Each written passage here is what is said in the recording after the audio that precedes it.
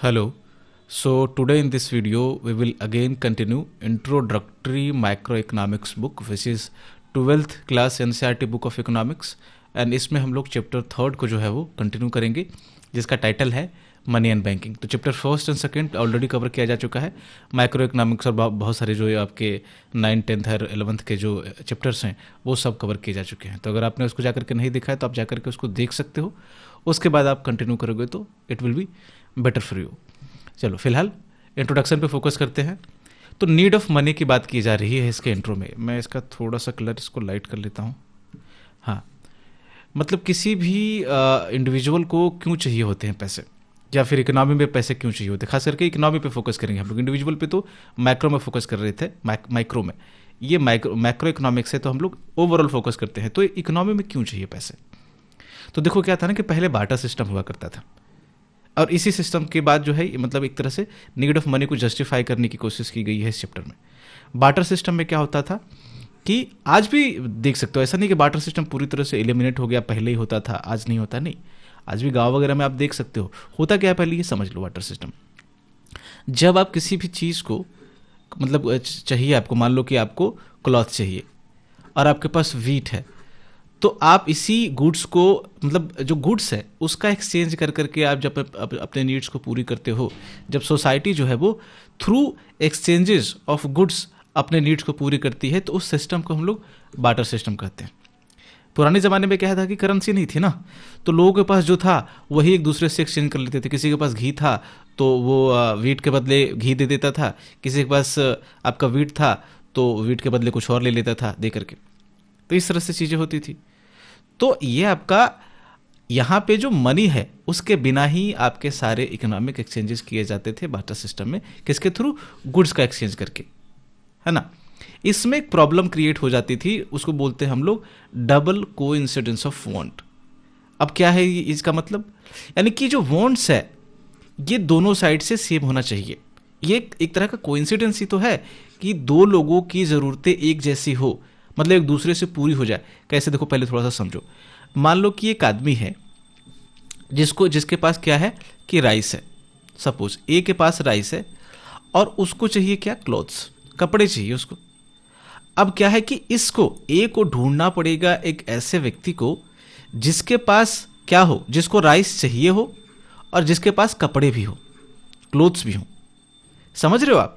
यानी कि तभी तो ये एक्सचेंज हो पाएगा। ए को राइस चाहिए, नहीं एक के पास राइस है, चाहिए उसको कपड़े, तो किसके पास कपड़े होंगे? जिसके पास कपड़े होंगे ए उसी के पास तो जाएगा। लेकिन जिसके पास कपड़े होंगे, मान लो कि बी के पास कपड़े हैं, ठीक है, लेकिन क्या बी को राइस चाहिए? अगर बी को राइस चाहिए तो क्या करेगा कि ये कपड़े दे देगा ए को और राइस ले लेगा बी। तो इस मामले में तो एक्सचेंज हो जाएगा। लेकिन जरूरी नहीं है कि बी को राइस चाहिए ही होगा, हो सकता है उसको वीट चाहिए, हो सकता है उसको मिल्क चाहिए, बटर चाहिए, कुछ और चाहिए। तो ये जो एक पर्टिकुलर फिट ढूंढना बहुत मुश्किल का काम उस समय होता था। इसी चीज़ को मतलब कि एक आदमी जिसके पास जो चीज़ है और जो उसको चाहिए, दूसरे आदमी के पास वो चीज़ मिल जाए, इसी को हम लोग डबल कोइंसिडेंस ऑफ वांट बोलते थे। ये सबसे बड़ी समस्या थी किसके साथ? बार्टर सिस्टम के साथ, है ना। तो इस समस्या को सॉल्व करने के लिए जिसके कारण कि देखो प्रॉब्लम क्या हो जाती थी ना कि ठीक है, ढूंढने में समस्या ये थी कि आपको बहुत सारा टाइम चाहिए और ये जो टाइम चाहिए फिर इसका कॉस्ट बहुत ज़्यादा हो जाता था सर्च करने का। मतलब आप ट्रैवल करोगे, आप ढूंढोगे, इसी तरीके से तो ढूंढा जाएगा, और कैसे ढूंढा जाएगा। तो इसके कारण ये चीज़ें बहुत प्रॉब्लमेटिक थी, प्रोहिबिटिव भी थी। Are you getting my point? तो इसको सॉल्व करने के लिए क्या हुआ कि मनी आया। यानी मनी क्या है कि मनी अब इंटरमीडिएट के रूप में काम करेगा। आप मनी दो किसी को, मान लो कि इसको अब ए को राइस चाहिए था, सॉरी ए के पास राइस था, मैं बार बार ये बोलता हूँ, राइस था इसके पास, ठीक है, और इसको चाहिए था क्लॉथ। तो अब क्या करेगा कि ये वैसे आदमी को नहीं ढूंढेगा जिसके पास क्लॉथ हो और जिसको राइस चाहिए, है ना। वो सीधे क्या करेगा कि इसके पास राइस है तो वो किसी के पास जाकर के क्या करेगा, इसको सेल कर देगा। और जो राइस ले रहा होगा, जरूरी नहीं है कि उसको वो मतलब कि भाई सेलर होना चाहिए ना। वो अभी किसी भी आप दुकान में जाओ, होता है ना, गल्ले की दुकान होता है जहाँ पे आप जाकर के अपनी राइस को बेच सकते हो, तो वहाँ जाकर के बेच देगा और वो बदले में क्या दे देगा, इसको मनी दे देगा, पैसे दे देगा ना। अब इस पैसे को ले जाकर के वो क्लॉथ खरीदे, दूध खरीदे, क्या खरीदे, वो उस पर है, कुछ भी खरीद सकता है। ये बेचारा जिसने राइस खरीदा था, अब वो क्या करेगा कि इस राइस को किसी और के पास सेल कर देगा, बड़े व्यापारी के पास सेल कर देगा। तो अब क्या हो गया ना कि अब मनी आ गया, क्योंकि ये प्रॉब्लम अब खत्म हो गई, क्योंकि मनी आ गया। सब जो भी चीज़ सेल करेंगे उसके बदले मनी ले लेंगे, और मनी से जो चीज़ उनको चाहिए होगी उसको क्या करेंगे, वो परचेज कर लेंगे, कोई इशू नहीं होगा। तो यहाँ पे चूंकि मनी सबके लिए एक्सेप्टेबल है, इसीलिए यहाँ पे मनी जो है अब मीडियम का काम करता है। It allow rice seller to sell rice for money then use the money to buy clothing. ठीक है, और ये एलिमिनेट कर देगा नीड को, किस चीज़ के नीड को, डबल कोइंसिडेंस ऑफ वांट को। ये प्रॉब्लम भी थी और ये नीड भी था, खत्म हो गई ये सारी चीज़ें। तो मनी जो है यहाँ पे सॉल्यूशन के रूप में आएगा। तो ज़रूरत हमें क्यों मनी की पड़ती है, क्योंकि मनी एक फ्लॉलेसली एक मीडियम का काम करता है, मीडियम ऑफ एक्सचेंज के रूप में इकोनॉमी में। ठीक है, तो ये अगर मनी नहीं होगी तो प्रॉब्लम हो जाएगी। फिर हम फंक्शन ऑफ मनी को देखते हैं।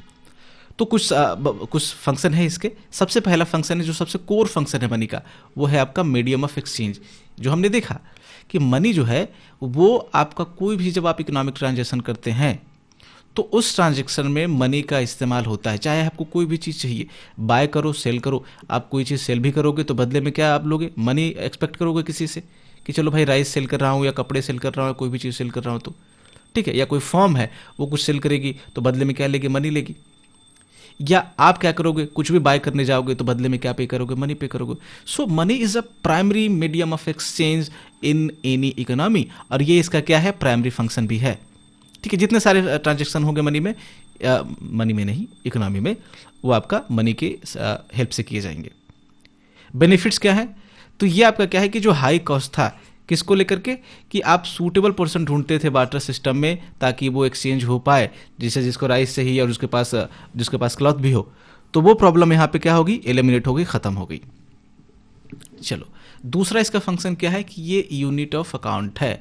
आप क्या कर सकते हो, किसी भी गुड्स एंड सर्विसेज की वैल्यू को क्या कर सकते हो, मेजर कर सकते हो। कि एक कोई पर्टिकुलर, मान लो कि ये पेन का एग्जांपल यहाँ पे दिया गया है कि पेंसिल है, सॉरी पेन नहीं, हाँ पेंसिल और पेन, ठीक है। तो आप बता सकते हो कि पेन की वैल्यू कितनी है, पेंसिल की वैल्यू कितनी है। यहाँ पे मान लो कि एग्जाम्पल में है 2 रुपीज़ का एक पेंसिल है और 10 रुपीज़ का एक पेन है। तो आप कंपेयर भी कर सकते हो कि pen is more expensive than pencil और pen is more valuable than pencil. तो आपने कैसे इसको किया, कंपेयर किया, तो पहले आपने इसको मेजर किया। मेजर किसके रूप में किया, आपने मनी के फॉर्म में इसको मेजर किया। पहले आपने इसको अकाउंट किया कि हाँ भाई पेन का जो प्राइस है वो ज़्यादा है किससे, पेंसिल से। कितना, 5 टाइम्स ज़्यादा है, तो it must be more valuable than pencil, तभी तो इसकी प्राइस ज़्यादा है। तो आप क्या कर सकते हो, इसको एक्सप्रेस कर सकते हो इस वैल्यू को, आप या तो पेंसिल के टर्म में कर लो, मनी के टर्म में कर लो, जो भी कर लो। यहाँ पे जैसे पेंसिल के टर्म में किया गया है कि एक पेन की वैल्यू जो है वो 5 पेंसिल के इक्वल है। क्यों, क्योंकि एक पेंसिल 2 रुपये की पड़ रही है, तो 10 रुपीज़ में कितने पेंसिल आ जाएगी, 5 पेंसिल आएगी, और 10 रुपीज़ किसके बराबर है, एक पेन के बराबर है। अब ये जो यूनिट ऑफ अकाउंट होगा ना, वो क्या करेगा कि मनी की जो अपनी खुद की वैल्यू है उसको भी मेजर करने में हेल्प करेगा। जैसे क्या, आप बोल सकते हो यहाँ पे कि 2 rupees is equal to 1 pencil, आप बोल सकते हो, क्योंकि एक पेंसिल की जो कीमत है वो 2 रुपये है, तो 2 rupees is equal to 1 pencil. तो 1 रुपये की वैल्यू आपको निकालनी होगी, तो यहाँ पे आप निकाल लोगे कि 1 रुपये की वैल्यू फिर कितनी होगी, तो 1/2 पेंसिल हो जाएगा, यानी कि हाफ पेंसिल के बराबर होगा। यानी कि 1 रुपये का जो वर्थ है, उसकी जो वैल्यू है वो 0.5 पेंसिल के बराबर है। तो इससे मनी की खुद की वैल्यू को भी आप क्या कर सकते हो, आप मेजर कर सकते हो। इस पे क्या है कि मनी पे आपका इन्फ्लेशन का इम्पैक्ट पड़ता है, ये आपको ध्यान रखना है। इन्फ्लेशन का मतलब कि जब इकोनॉमी में प्राइसेस इंक्रीज होती है, कोई भी, जैसे ये पेन है आपका, या फिर ये पेंसिल है 2 रुपीज़ की, इसकी प्राइस इंक्रीज हो जाए, ये 2 रुपीज़ से बढ़ करके 3 रुपीज़ का हो जाए, या 5 रुपीज़ का हो जाए, जो भी हो जाए, यानी इससे इसकी बढ़ जाए, 3 रुपीज़ का हो गया वो, तो क्या है, इसको बोलते हैं हम लोग इन्फ्लेशन। ठीक है, बस सिंपल अभी इतना ही समझो। तो जब प्राइसेस इंक्रीज करेगी, राइज करेगी कमोडिटीज़ की, तो वैल्यू ऑफ मनी क्या होती है, वो डिक्रीज होती है। परचेजिंग पावर क्या होता है, वो घटता है, डिक्रीज होता है। और अब जो है उस सेम मनी से आप क्या करोगे, फिर जब परचेजिंग पावर डिक्रीज हो जाएगा तो पहले के मुकाबले आप कम गुड्स जो है वो खरीद पाते हो। जैसे अब मान लो कि यहाँ पे अब 2 रुपीज़ से बढ़कर के पेंसिल की कीमत हो गई 5 रुपीज़ फॉर 1 पेंसिल, तो 10 रुपीज़ आपके पास थे लेट सपोज, तो अब 10 रुपीज़ में कितनी पेंसिल आप खरीद पाओगे, आप सिर्फ और सिर्फ यहाँ पे 5 रुपीज़ की एक पेंसिल है तो 10 रुपीज़ में 2 पेंसिल आप खरीद पाओगे। पहले आप कितने पेंसिल खरीद पा रहे थे? 2 रुपये की एक पेंसिल थी तो आप 5 पेंसिल खरीद पा रहे थे। तो आप अब पहले के मुकाबले कम गुड्स खरीद पा रहे हो। क्यों? क्योंकि मनी की जो परचेजिंग पावर है वो क्या होगी? डिक्रीज होगी। क्यों डिक्रीज होगी? क्योंकि प्राइसेस इंक्रीज हो गई कमोडिटीज़ की। प्राइसेस इंक्रीज हुई मतलब इन्फ्लेशन आ गया, तो इन्फ्लेशन के कारण जो है परचेजिंग पावर घटता है और आपकी जो पहले के मुकाबले कम गुड्स आप खरीद पाते हो। थर्ड जो आपका फंक्शन है मनी का वो है स्टोर ऑफ वैल्यू, यानी कि वैल्यू को आप स्टोर कर सकते हो। सबसे पहले एक्सचेंज फंक्शन हुआ, दूसरे में क्या हुआ कि हमने मेजर किया मनी के हेल्प से। तीसरे में क्या है कि अब उस वैल्यू को जो आपने मेजर किया है मनी के हेल्प से उसको आप स्टोर भी कर सकते हो। जैसे बार्टर सिस्टम में क्या प्रॉब्लम थी कि 2 प्रॉब्लम सबसे बड़ी थी उसमें, एक तो पेरिसेबिलिटी की और दूसरा था आपका स्टोरेज कॉस्ट का।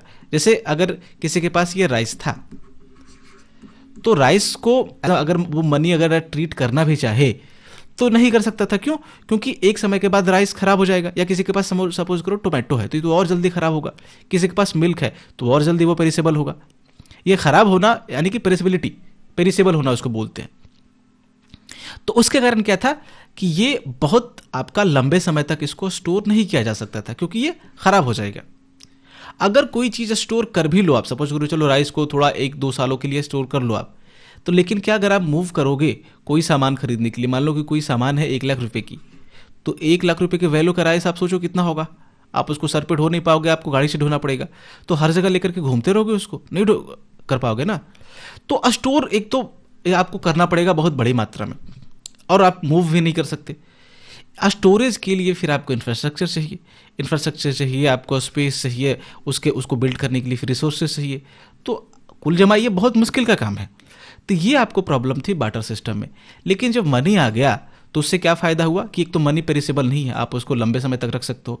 नोट जो आपके पास नोट होते हैं वो टिकाऊ होते हैं बहुत लंबे समय तक, इवन कि भींग भी जाए तो प्रॉब्लम नहीं है। स्टोरेज कॉस्ट इसका मिनिमल होता है, आप कहीं कोने में घर में रख दो छुपा करके, पर्स में रख लो, कोई इशू नहीं है। आप लाख रुपए रख लोगे ऐसे जेब में तो पता भी नहीं चलेगा अनटिल कि बहुत छोटे नोट ना हो वो, ठीक है। बड़े नोटों को आप रख सकते हो इजीली, इसको कोई भी आराम से इसको कैरी कर सकता है और इसमें जो फ्यूचर में कोई भी चीज़ से खरीद भी सकता है, ठीक है। वेल्थ क्रिएट कर सकता है, स्टोर कर सकता है इसको। तो स्टोर ऑफ वैल्यू का मतलब है कि अब आप जो वैल्यू आपके पास आई है, चाहे सेल करके चाहे कोई भी चीज़ कर करके, जो मनी है बेसिकली वो रिप्रेजेंट करता है कि आप इससे कुछ सर्टेन गुड्स सर्टेन सर्विसेज खरीद सकते हो। मतलब अपनी एक वैल्यू है इसकी, उस वैल्यू को आप ज़्यादा जो है मात्रा में स्टोर कर सकते हो। आपके पास 1 लाख रुपए है तो आप ज़्यादा चीज़ों से खरीद सकते हो। उससे ज़्यादा अगर 1 करोड़ रुपीज़ है तो और ज़्यादा आपके पास स्टोर ऑफ वैल्यू आ जाएगी। तो ये किसकी वजह से आ रही है? मनी की वजह से आ रही है। कंपैरिजन की बात यहाँ पे की जा रही है कि बाकी कुछ असेट्स है वो भी क्या कर सकते हैं, वैल्यू को स्टोर कर सकते हैं। जैसे आपका गोल्ड हो गया, लैंड हो गया, बॉन्ड हो गया, ठीक है, ये भी कर सकते हैं। लेकिन क्या है कि ये एक्सेप्टेबल नहीं है यूनिवर्सली, कि हर जगह जाकर, और लिक्विड भी नहीं है। लिक्विडिटी का मतलब कि किसी भी चीज़ की कैपेसिटी कि वो कितना जल्दी क्विकली जो है वो कैश के फॉर्म में एक्सचेंज हो जाए, कन्वर्ट हो जाए, ठीक है। तो सबसे ज़्यादा लिक्विड कौन होगा? जो कैश इटसेल्फ होगा वो सबसे ज़्यादा लिक्विड होगा। बाकी गोल्ड है वो थोड़ा कम होगा लिक्विड, लैंड है गोल्ड से कम और लिक्विड होगा। लिक्विडिटी का सिंपल ही मतलब होता है कि उस सर्टेन गुड्स की या कमोडिटी की कैपेसिटी कितनी जल्दी कैश में कन्वर्ट हो जाने की है, उसको लिक्विडिटी बोलते हैं, ठीक है। तो लैंड का क्या है ना, लैंड आप बेचने जाओ तो आपको समय लगेगा कैश में कन्वर्ट होने, पहले आप पेपर्स दिखाओगे, फिर लोग चेक करेंगे उसको, फिर क्या है, फिर सेल करोगे, रजिस्ट्रार के पास जाओगे, लंबा प्रोसेस हो जाता है। लेकिन आपके पास गोल्ड है तो आप उससे जल्दी क्या कर सकते हो, किसी दुकान में जाओगे, एक्सचेंज कर लोगे उससे। तो ये सारी चीज़ें हैं। तो ये सारे स्टोर ऑफ वैल्यू हैं। बट क्या है आपका कि ऐसा नहीं कि इसको आप मनी के फॉर्म में हर जगह यूज करोगे, नहीं, थोड़ा सा मुश्किल है इसको करना। तो ये है। अब डिमांड ऑफ मनी को समझते हैं। क्या है डिमांड ऑफ मनी? तो आपको ये डिमांड ऑफ मनी है, थोड़ा सा समझ लो आप अच्छे से, क्योंकि बार बार ये भी through out the chapter use होगा। देखो, डिमांड ऑफ मनी किसको बोलते हैं इकोनॉमिक्स में? ये बोलते हैं कि लोगों की कितनी डिजायर है मनी को कैश के फॉर्म में स्टोर करने की। सिंपल सी चीज़, मेरे पास मान लो कि मुझे 1 लाख रुपए जो है वो घर में रखने हैं, तो ये मेरे लिए डिमांड ऑफ मनी हो जाएगी। किसी को 10 लाख रुपीज़ घर में रखने हैं तो उसके लिए डिमांड ऑफ मनी हो जाएगी। क्यों? क्योंकि बहुत सारे आपके मोटिव हो सकते हैं इसके पीछे, कि आपको कल को ज़रूरत पड़ जाए या कोई चीज़ हो जाए, या हो सकता है कि आपको कहीं पैसे लगाने हैं, ज़मीन में पैसे लगाने, तो आपने उसको घर में रखा हुआ है, बैंकों में नहीं डाल रहे आप, जो भी है, या किसी में इन्वेस्ट भी नहीं कर रहे। तो जितना पैसा आपने अपने हाथ में पकड़ रखा है और ये जो डिजायर है आपको हाथ इस मनी को अपने घर में रखने की, इसी डिजायर को बोलते हैं डिमांड ऑफ मनी, इसी चीज को। क्लियर? तो ये बोलता है कि the demand of money tells us what make people desire a certain amount of money. ठीक है, क्या मतलब कि लोगों को जो है वो एनकरेज करता है इस मनी को होल्ड करने के लिए। क्यों? क्योंकि अब देखो मनी आपका रिक्वायर्ड है किस चीज़ के लिए? ट्रांजेक्शन को कंडक्ट करने के लिए। कि आपको कुछ भी चीज़ खरीदना है, शाम को कुछ को खरीदने का मन आ जाए, अभी 10 मिनट के बाद आपको कुछ खरीदने का मन करे, तो आपको लिक्विड मनी चाहिए, कैश चाहिए, तो इसीलिए आप पैसे रखेंगे। तो जो वैल्यू ऑफ ट्रांजेक्शन है ये डिटरमाइन करेगा कि कितना पैसा लोग रखना चाहते हैं अपने पास। जैसे मैं आपसे पूछूं कि आपको कैश कितना चाहिए घर में रखने के लिए, तो आप देखोगे कि आपके खर्चे कितने हैं, आप क्या ट्रांजेक्शन डे टू डे करते हो, मंथली आपका कितना खर्च होता है।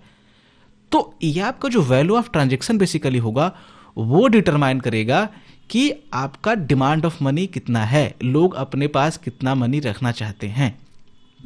जब आप ज़्यादा ट्रांजेक्शन करोगे, ज़्यादा बड़े बड़े ट्रांजेक्शन करोगे, उसकी नीड होगी, तो आप क्या करोगे, ज़्यादा बड़ी क्वांटिटी में जो है मनी आप रखोगे, यानी कि बड़े क्वांटिटी में मनी जो है आप डिमांड करोगे। तो जब ज़्यादा वैल्यू ऑफ ट्रांजेक्शन होगा तो ज़्यादा वैल्यू ऑफ क्या होगा, आपका डिमांड ऑफ मनी होगा। जब वैल्यू ऑफ ट्रांजेक्शन इंक्रीज करेगा तो डिमांड ऑफ मनी भी क्या होगा, इंक्रीज होगा। यूजुअली क्या होता है, जो क्वांटम ट्रांजेक्शन यानी कि ट्रांजेक्शन की जो वैल्यू है ये डिपेंड करती है किसी भी इंडिविजुअल की इनकम पे। आपका जितना इनकम होगा आप उतना ही ज़्यादा खर्च करोगे। अभी इनकम आपके पास 100 रुपये की है तो 1000 रुपये नहीं खर्च कर दोगे ना। तो जितनी इनकम ज़्यादा होती है आप उतने ज़्यादा खर्चे करते हो, या जितने ज़्यादा खर्चे कर रहे हो इसका मतलब ये है कि आपके पास उतना इनकम होगा उस तरह से।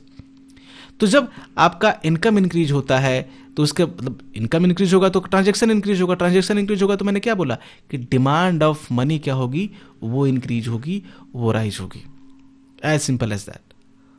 एक और चीज है कि लोग कितना पैसा अपने साथ रखना चाहेंगे, वो एक और चीज पे डिपेंड करता है आपका ट्रांजेक्शन और इनकम के अलावा। वो है क्या है, आपका रेट ऑफ इंटरेस्ट। कैसे? देखो क्या है कि अगर आप सपोज करो कि आपके पास 1 लाख रुपीज हैं, अभी आपने अभी अपने पास रखा हुआ है इसको, तो इस पर कुछ फायदा आपको हो रहा है नहीं, जो 1 लाख रुपीज है वही आपके पास है। लेकिन अगर इनकेस आप इसको बैंक में रख देते, तो बैंक में अगर एफडी में रखते तो 7% आपको ब्याज मिलता। अगर आप सेविंग अकाउंट पे भी रखते तो 4% के अराउंड मिलता, 4-3% जो भी मिलता है, यानी कि आपको इस पर कुछ फायदा होता। लेकिन आपने अभी इसको अपने घर में रख रखा है कैश के फॉर्म में, तो आपको कुछ फायदा नहीं हो रहा। तो वही है कि ये अगर रेट ऑफ इंटरेस्ट सपोज करो थोड़ा सा और इंक्रीज हो जाए तो क्या होगा कि अब लोगों का सब्र का बांध टूटेगा। उसको लगेगा कि यार इतना पैसा घर में नहीं रखते हैं, या फिर किसी के पास 10 लाख रुपीज है, 1 करोड़ रुपीज है कैश के फॉर्म में, तो उसको लगेगा कि अगर हम इस पैसे को बैंक में रख दें तो यार इंटरेस्ट मिल जाएगा। तो जैसे ही आपका इंटरेस्ट रेट ऊपर जाता है, इंक्रीज होता है, तो लोग कम इंटरेस्टेड होते हैं मनी को होल्ड करने में। वो कहाँ रखेंगे, वो बैंकों में रखेंगे, थोड़ा बहुत कैश अपने पास रखेंगे। तो जैसे इंक्रीज होगा आपका इंटरेस्ट रेट, तो जो मनी की वैल्यू है, डिमांड ऑफ मनी है, वो क्या होगा, आपका डिक्रीज होगा। डिमांड ऑफ मनी डिक्रीज कैसे होगा? क्योंकि डिमांड ऑफ मनी का मतलब ही मैंने आपको बताया कि कितना पैसा लोग अपने पास रखना चाहते हैं कैश के फॉर्म में या जो भी है, तो वो कम रखना चाहेंगे जैसे ही इंटरेस्ट रेट इंक्रीज होगा। क्यों? क्योंकि अब जब बैंकों में रखेंगे तो उनको ज़्यादा इंटरेस्ट मिलेगा, तो डिमांड ऑफ मनी क्या होगी, वो नीचे आएगी, कम आएगी। कम से कम पैसा लोग अपने पास अब रखना चाहेंगे, ज़्यादा से ज़्यादा पैसा बैंक में रखना चाहेंगे। तो डिमांड ऑफ मनी हमने समझा। सप्लाई ऑफ मनी को समझते हैं थोड़ा सा। एक दो कॉन्सेप्ट इससे रिलेटेड और भी देखेंगे। जो आपका स्पेकुलेशन वाला कॉन्सेप्ट है वो आगे हम लोग देखने वाले हैं, ठीक है। तो चलो पहले सप्लाई ऑफ मनी को समझ तो लो। तो सप्लाई ऑफ मनी क्या है? जितना मार्केट में उस समय इकोनॉमी में पैसा घूम रहा है उसको सप्लाई ऑफ मनी बोलते हैं। इसके लिए वेरियस मेजर इस्तेमाल करते हैं हम लोग, M1, M2, M3, M4 सब देखने वाले हम लोग अभी एक एक करके। तो आपका जो मनी है वो किसी भी इकोनॉमी में वो 2 फॉर्म में आपका एग्जिस्ट करता है। एक तो कैश के फॉर्म में, जो आपका करेंसी हो गया, करेंसी नोट है आपका, जो कॉइन्स है वो हो गया आपका। ऊपर से जो आपका बैंक डिपॉजिट है वो भी आपका मनी के रूप में ही ट्रीट किया जाता है। उसको आगे देखेंगे। इसको डिमांड डिपॉजिट बोलते हैं। आपका टाइम डिपॉजिट हो गया, जो भी टाइम डिपॉजिट का मतलब सेविंग, ये आपका एफडी वगैरह हो गया। डिमांड डिपॉजिट का मतलब जो सेविंग अकाउंट में पैसे आपने रख रखे हैं, करंट अकाउंट में रख रखे हैं, वो आपका डिमांड डिपॉजिट में आ जाएगा। समझेंगे अभी, बट इतना समझ लो कि जो बैंकों में आपने पैसा रख रखा है और जो आपके पास कैश में पैसा है वो सब क्या होता है, मनी सप्लाई का पार्ट होता है। ये इकोनॉमी में जितना पैसा होगा इस फॉर्म में, ये आपका डिपेंड करेगा कि किस तरीके के बैंक डिपॉजिट को इसमें इंक्लूड किया जाए, ये डिपेंड करता है आपका कि मेजर ऑफ मनी सप्लाई आप कौन सा यूज कर रहे हो, M1 यूज कर रहे हो, M3 यूज कर रहे हो, M4 यूज कर रहे हो, जो भी डिपेंड करेगा। ठीक है, देखेंगे भी उसको, बट इतना समझ लो कि आपका दो फॉर्म में मनी है, और ये मनी जो है ये क्रिएट भी किया जा सकता है, जिसको हम लोग मनी क्रिएशन प्रोसेस बोलते हैं, जो बैंक क्रिएट भी करती है इस चीज़ को। ठीक है, समझेंगे डिटेल में, बस जो अभी जैसे मैं जिस पेस में समझा रहा हूँ उस पेस में थोड़ा थोड़ा समझते जा। जिन चीज़ों को मैं डिस्कस कर रहा हूँ थोड़ा थोड़ा डिटेल में नहीं कर रहा हूँ, इसका मतलब है कि वो आगे और भी डिस्कस किया जाएगा, है ना।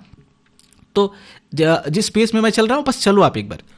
तो क्या है कि ये जो मनी है वो क्रिएट किया जाता है, और इसमें दो तरह के इंस्टीट्यूशन जो है वो इन्वॉल्व होते हैं। एक आपका सेंट्रल बैंक होता है जो जैसे RBI है इंडिया में, और दूसरा आपका जो कमर्शियल बैंक होते हैं जैसे SBI, बैंक ऑफ बड़ौदा, ये सारे बैंक जो है PNB, इसको कमर्शियल बैंक बोलते हैं।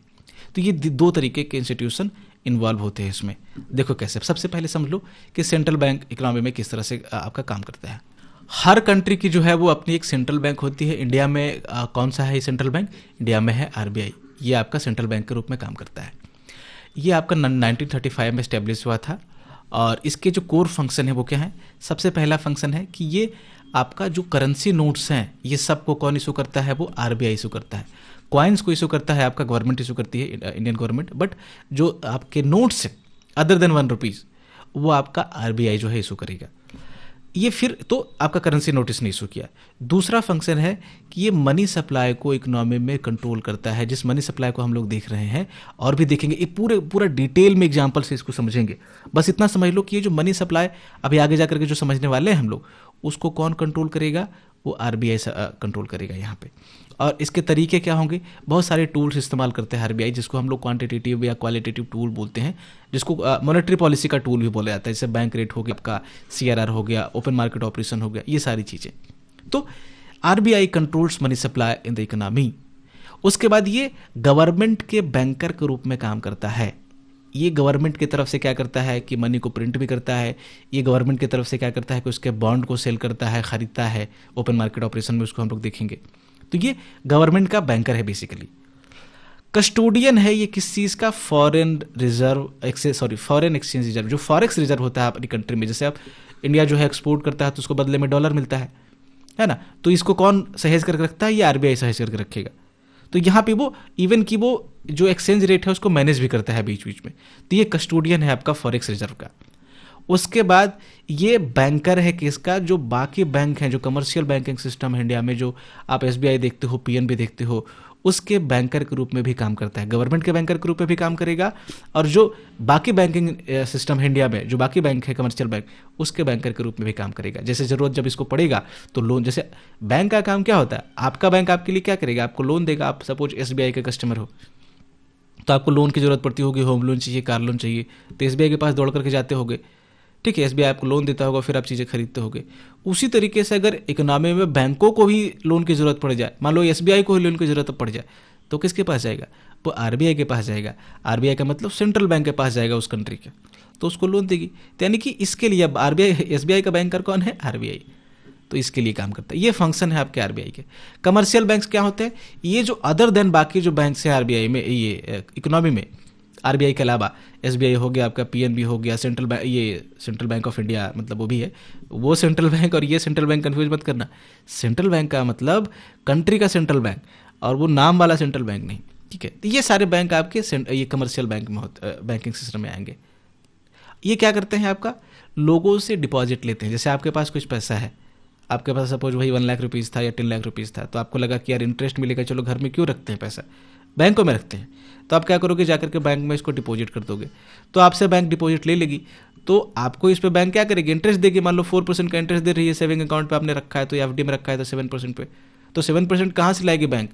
कहीं से इनकम करेगी उस पैसे से। तब तो वो क्या करती है, फिर आपने जो पैसा इसको बैंक को, कमर्शियल बैंक को दिया है, जो जमा किया है, वो क्या करेगी कि इसको लेंड कर देगी किसी और पर्सन को, यानी कि लोन दे देगी।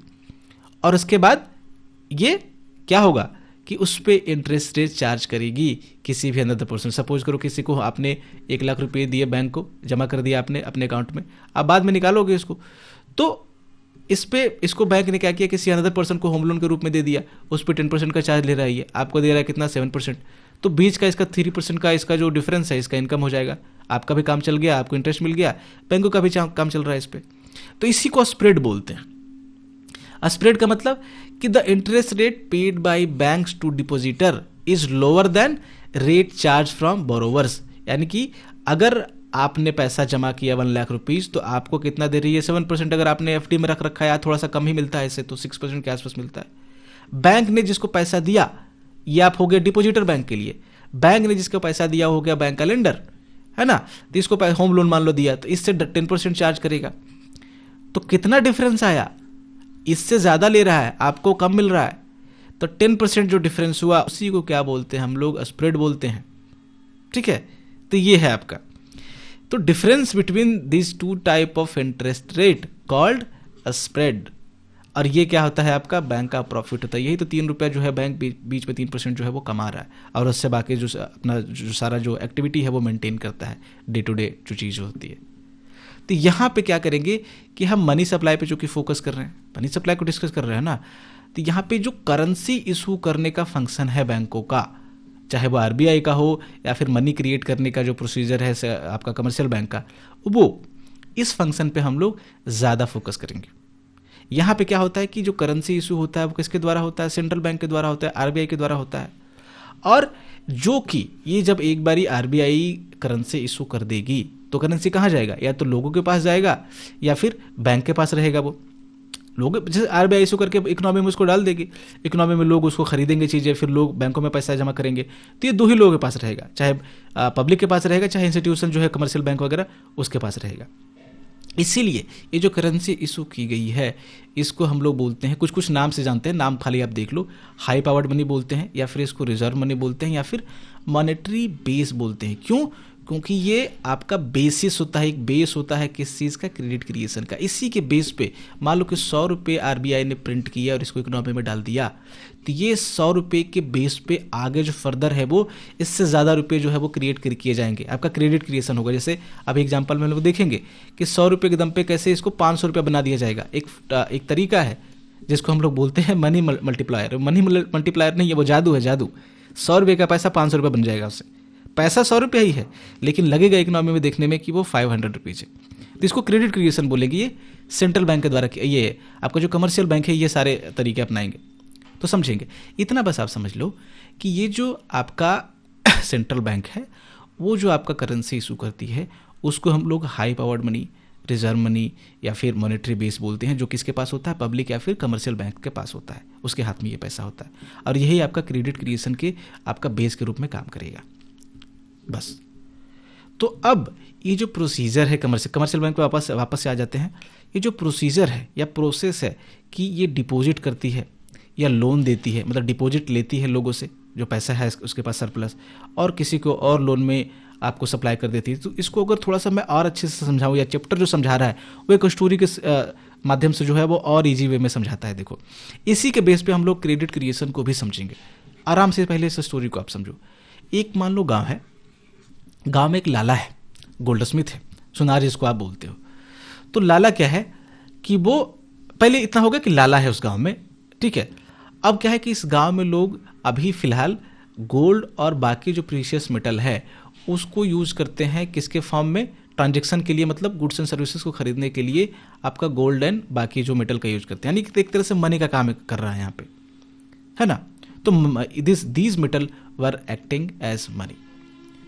अब लोग क्या करेंगे कि ये जो गोल्ड वगैरह हैं, तो थोड़ा सा लोगों को डर लगेगा कि कहीं चोरी वोरी ना हो जाए, जो भी हो जाए। तो सेफ कीपिंग के लिए क्या करेंगे कि ये सोना जो है अपने पास, गोल्ड जो है या फिर बाकी जो सिल्वर वगैरह होगा, ये लाला के पास क्या करेंगे, रख देंगे आकर के। कि जैसे होता है ना कि लाला के पास हो सकती है बड़ी तिजोरी होगी, अपने लिए बनवाया होगा लाला ने, तो लोगों को लगेगा कि यहाँ पे ज़्यादा मेरा गोल्ड जो है वो सेफ रहेगा, तो लाला के पास रख देंगे। रिटर्न में क्या करेगा लाला, उसका गोल्ड ले लेगा, मतलब गोल्ड लेगा और रिटर्न के रूप में उसको एक रिसीट देगा कि हाँ भाई आपके 1 kg ऑफ गोल्ड मेरे पास है, ये रिसीट आप कभी भी मुझे ला करके दोगे तो आपको आपके गोल्ड वापस कर दिए जाएंगे।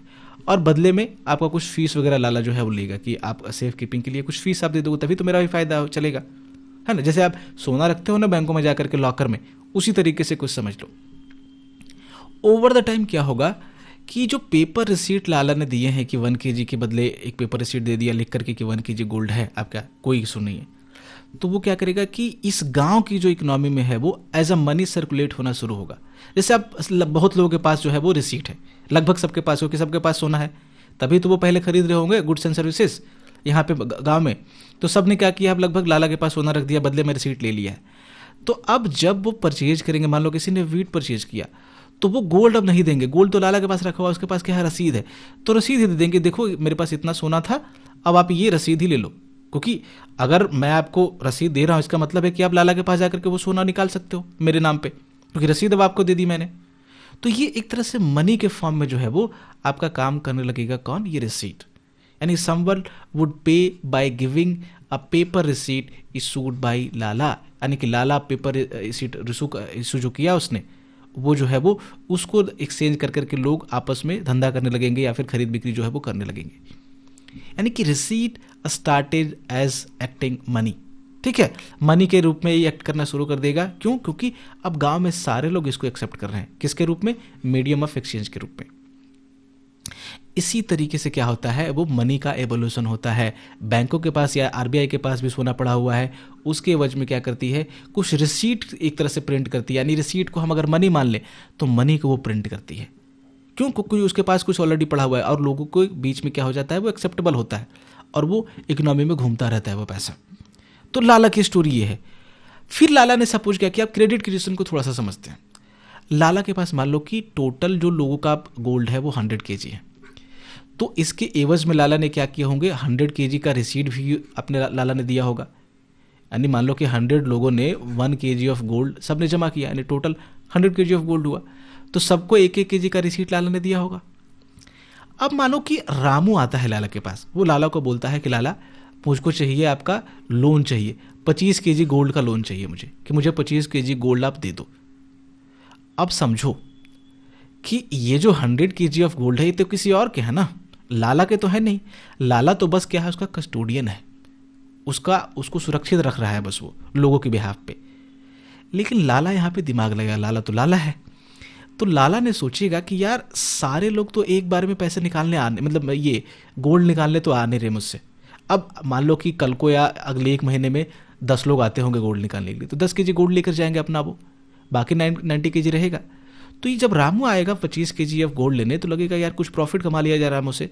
और लोग चूंकि अपना एक समय पे ही सारा लोग नहीं आ जाएंगे अपना गोल्ड निकालने के लिए, तो क्या करेगा कि ये रामू को 25 kg ऑफ गोल्ड क्या करेगा, लोन में दे देगा इसको, और उससे जो है वो चार्ज जो लेना होगा उससे ले लेगा। तो लाला के पास कितने बचे, 100 kg उसके पास थे, 25 kg चले गए, तो कितना हुआ, 75 kg उसके पास बचे। अब इसको रामू ने ले लिया। सपोज करो रामू का कर्जा होगा अली का कर्जा होगा, जो भी है, जो भी रीजन रहा हो, रामू ने इसको क्या किया, चाहे कर्ज रहा हो, चाहे अली का मदद करना हो, उसको जो भी करना हो, ये जाकर के अली को इसने दे दिया, ये जो गोल्ड था। ठीक है, उसका कर्जा वर्जा चुकता हो गया होगा। तो अब अली के पास ये जब 25 rupees of gold, 25 kg of gold आया, 25 kg, तो वो इस गोल्ड का क्या करेगा, वो जाकर के इसकी पहले सेफ्टी के लिए क्या करेगा, लाला के पास वापस से जमा कर देगा। तो लाला के पास ये जा करके देगा इसको, लाला बदले में 25 kg ऑफ गोल्ड के बदले क्या देगा, रिटर्न में पेपर रिसीट दे देगा 25 kg का, कि अली का जो 25 kg गोल्ड है वो लाला के पास है। तो लाला ने क्या खेल किया आप समझो। लाला के पास, अब लाला ने इसको रिसीट इशू किया 25 kg का, तो पहले लाला ने कितना रिसीट इशू किया है, इस 100 kg का रिसीट ऑलरेडी इशू किया हुआ है इसने, क्योंकि ये 100 kg के गोल्ड से ही काट करके रामू को दे दिया था। अब वो रामू वाला गोल्ड, रामू को जो गोल्ड दिया वो घूम करके अली के माध्यम से लाला के पास वापस आ गया, है ना। तो 100 kg का रिसीट इसने ऑलरेडी इशू किया हुआ है, जो 100 kg ऑफ गोल्ड लोगों ने जमा किया हुआ है। साथ में जब अली ने इसको जमा किया तो अली के नाम पे भी 25 kg का गोल्ड रिसीट इसने इशू कर दिया। यानी कि अब जो टोटल रिसीट इसने इशू किया है वो कितना इशू किया है, वो 125 kg का, ये बढ़ गया, पेपर रिसीट जो है बढ़ गया। एक्चुअल गोल्ड कितना है लाला के पास, 75 यहां पे हो गया था, 25 kg वापस फिर से आ गया। एक्चुअल तो 100 kg है, लेकिन रिसीट की वैल्यू कितनी इशू कर दी इसने, 125 kg की। यानी कि हवा में बना दिया लाला ने पैसे, मतलब पैसा अभी पेपर रिसीट, पैसा का काम ही तो कर रहा है पेपर रिसीट उस गांव की इकोनॉमी में। यानी कि लाला ने क्रिएट कर दिया 25 kg ऑफ रिसीट के इक्विवेलेंट जो मनी होगा, वो यही है जादू। ठीक है, आपको लगेगा कैसे क्रिएट हो गया, यही तो जादू है। इसी प्रोसेस को क्रेडिट क्रिएशन बोलते हैं, और या फिर मनी मल्टीप्लायर का जो कॉन्सेप्ट समझेंगे वो बोलते हैं। उसके थ्रू आपको पता चलेगा कि कैसे जो है कम पैसे से भी ज़्यादा पैसे जो है मनी में क्रिएट किए जा सकते हैं। समझ रहे हो आप कि 100 केजी का गोल्ड था, लेकिन रिसीट उसने कितना बांटा हुआ है, 125 केजी का। सपोज करो अब अली का जो मतलब कोई और रामू की जगह कोई आ जाए, श्यामू या मोहन आ जाए, वो बोले कि लाला मुझे भी 20 केजी ऑफ गोल्ड चाहिए लोन के रूप में। लाला क्या करेगा, लाला फिर देखेगा कि यार ये 100 केजी ऑफ गोल्ड तो मेरे पास पड़े हुए हैं ही, अब बाकी लोग एक समय पे तो निकालने नहीं आ जाएंगे, तो चलो ये भी दे देगा श्यामू को या फिर मोहन को 20 केजी ऑफ गोल्ड। तो श्यामू किसी न किसी रूप में किसी को देगा ये गोल्ड, कुछ खरीदेगा, कुछ करेगा, भाई कार लेगा श्यामू या कुछ भी करेगा, या किसी का कर्जा होगा तो उसको वापस लौटा देगा, यानी किसी को दे देगा ये 20 केजी ऑफ गोल्ड। ये उस क्योंकि सेम गांव की बात हो रही है, तो फिर वापस से क्या करेगा, जिस व्यक्ति के पास ये 20 केजी ऑफ गोल्ड जाएगा वो वापस से क्या करेगा कि लाला के पास आकर के डिपॉजिट कर देगा। लाला वापस से 20 केजी का रिसीट अब फिर से इशू करेगा। अब लाला ने क्या किया कि 20 केजी का एक्स्ट्रा फिर से रिसीट इशू कर दिया, तो 125 की वैल्यू का रिसीट उसने पहले इशू किया, 20 का और कर दिया तो 145 का हो जाएगा। फिर लेकिन एक्चुअल गोल्ड इसके पास कितना है, 100 केजी तो है। अरे 20 केजी दिया था इसने काट करके, 80 केजी इसके पास बचा होगा। फिर 20 केजी घूम कर वापस आ गया तो 100 केजी है, लेकिन रिसीट इसने कितना कर दिया, 145 केजी का। इकोनॉमी में बैंकिंग जो सिस्टम है वो इसी तरीके से काम करता है जिस तरह से लाला इस गांव में काम कर रहा है। ठीक है, कोई लाला पहले रहा होगा जिसके दिमाग में सारा आइडिया होगा, धीरे धीरे वो बैंक बन गया होगा। तो कमर्शियल बैंक क्या करते हैं आपका कि इसी तरीके से काम करते हैं, और मीडिएटर का काम करेंगे किसी भी इंडिविजुअल के बीच में और फर्म के बीच में, with excess fund and lend to those who need fund. यानी कि जिसके पास पैसा होगा, मान लो कि आपके पास 1 लाख रुपए एक्स्ट्रा पड़े होंगे आपके घर में, आप क्या करोगे, जमा कर दोगे, आप कहलाओगे डिपॉजिटर बैंक के लिए। फिर जिसको ज़रूरत होगी पैसे की, वो बैंक आपका पैसा उसको दे देगा, वो कहलाएगा बैंक का बोरोवर। तो आपको कुछ इंटरेस्ट देगा, बदले में उससे इंटरेस्ट चार्ज करेगा, बीच का डिफरेंस उसका इनकम होगा। हमने देखा स्प्रेड जो बात की थी हमने। तो पीपल जिसके पास एक्सेस फंड है वो क्या करते हैं, उसको बैंक में रखते हैं, और जिसको ज़रूरत होती है वो क्या करते हैं, बैंक से बोरो करते हैं, और आपका ये इंटरेस्ट वगैरह का खेल जो है वो चलता रहता है। डिपॉजिटर को इंटरेस्ट देगा और जो बोरोवर होगा इंटरेस्ट उससे लेगा। क्यों? क्योंकि बैंक ये अज्यूम करेगा कि सारे लोग एक साथ डिपॉजिट अपना विड्रॉ थोड़े ना करने आ रहे हैं, तो जो उसका पैसा होगा वहां पे जमा बैंक के पास, वो उसको लोन में क्या करेगा, वो घुमाता रहेगा। उसका एक सर्टेन पोर्शन जो है वो अपने पास सुरक्षित रखेगा। सपोज करो कि लाला जैसे था, तो लाला 100 केजी ऑफ गोल्ड में सारा गोल्ड नहीं दे देगा, वो 20 केजी ऑफ गोल्ड अपने पास सुरक्षित रखेगा। मान लो उसके पास ज़्यादा लोग आते गए, तो क्या है कि वो 20% गोल्ड उसका सुरक्षित रख लेगा कि अगर कोई ज़रूरत आ गया, कोई अपना गोल्ड वापस लेने आ गया, तो कितने लोग आएंगे एक बार में, 20 लोग मैक्स आ सकते हैं, या 10 लोग आएंगे तो 10 केजी ऑफ गोल्ड अपने पास रखेगा वो रिजर्व के रूप में, बाकी को क्या है वो घुमाता रहेगा। उसी तरीके से बैंक क्या करेगी, जितने पास उसका जो भी बैंक के पास डिपॉजिट है, लोगों ने पैसा जमा किया है, उसका एक पोर्शन अपने पास रखेगी, और बाकी यहाँ पे वो लोन के रूप में घुमा देगी। ठीक है, और चूंकि बैंक को इनकम हो रहा है, प्रॉफिट हो रहा है। देखा ना कि 10% बैंक कमा रही थी, इस पे 7% दे रही थी अपने डिपॉजिटर्स को, 3% का प्रॉफिट हो रहा था। तो प्रॉफिट कोई भी आदमी ज़्यादा कमाना चाहेगा। फर्म का बिहेवियर हमने माइक्रो इकोनॉमिक्स में देखा था, ये फर्म की तरह बिहेव कर रही है एक तरह से। और फर्म का क्या बिहेवियर होता है कि वो ज़्यादा से ज़्यादा प्रॉफिट कमाना चाहती है, तो बैंक को भी लगेगा कि ज़्यादा से ज़्यादा प्रॉफिट कमाए। कब ज़्यादा प्रॉफिट बैंक कमाएगी, ज़्यादा से ज़्यादा जब वो लोन देगी। ठीक है, तो बैंक क्या करेंगे, ये कोशिश करेंगे कि जितना ज़्यादा से ज़्यादा वो लोन दे सके, उतना ज़्यादा से ज़्यादा वो लोन देने की कोशिश करेगी इकोनॉमी में। इस तरह से आपका कमर्शियल बैंक काम करता है। यानी कि बैंक जो है वो सिमिलर तरीके से मनी को जो है वो क्रिएट करती है। जैसे लाला ने 100 केजी ऑफ गोल्ड के दम पे वो 145 केजी ऑफ, मतलब कि 145 केजी के इक्विवेलेंट जो है वो उसने करेंसी क्रिएट कर दी, जो उस गांव में इस्तेमाल हो रहा था, रिसीट क्रिएट कर दिया, है ना। तो बैंक जो है वो सिंपली वही फिर घुमा करके यहाँ पे लिख दिया गया है कि चूंकि सारे डिपॉजिटर एक साथ पैसा निकालने नहीं आएंगे, इसीलिए क्या करती है वो इजीली, बहुत कंफर्टेबली जो है वो धीरे धीरे लोन देती रहती है जो पैसा उसके पास रहता है ना। When bank lend to any person, a new deposit is opened in that person name. जैसे लाला ने क्या किया कि जब लोन दिया रामू को, तो अली के माध्यम से उसका पैसा वापस आ गया। उसी तरीके से यानी कि फिर से अली का मतलब कि अली का सोना उसके पास ही, यानी कि उसका सोना घूम करके उसके पास ही है। उसी तरीके से बैंक क्या करेगी कि जैसे ही मान लो कि बैंक के पास 100 रुपीज़ थे और बैंक ने क्या किया कि इससे 20 रुपीज़ किसी को लोन में दिया, तो जैसे ही 20 रुपीज़, तो बैंक के पास 80 रुपीज़ ही बच गए। लेकिन जैसे ही किसी को ये लोन में देगी तो वो इसके नाम पे जो है वो उस पर्सन के नाम पे एक डिपॉजिट अकाउंट खोल देगी और उसमें ट्रांसफर कर देगी इस 20 रुपीज़ को। तो जब ये डिपॉजिट अकाउंट खोला, यानी कि बैंक के पास उसका 20 रुपया डिपॉजिट है अब ऑलरेडी, तो ये पैसे इधर इधर जो है वो आ जाएगा।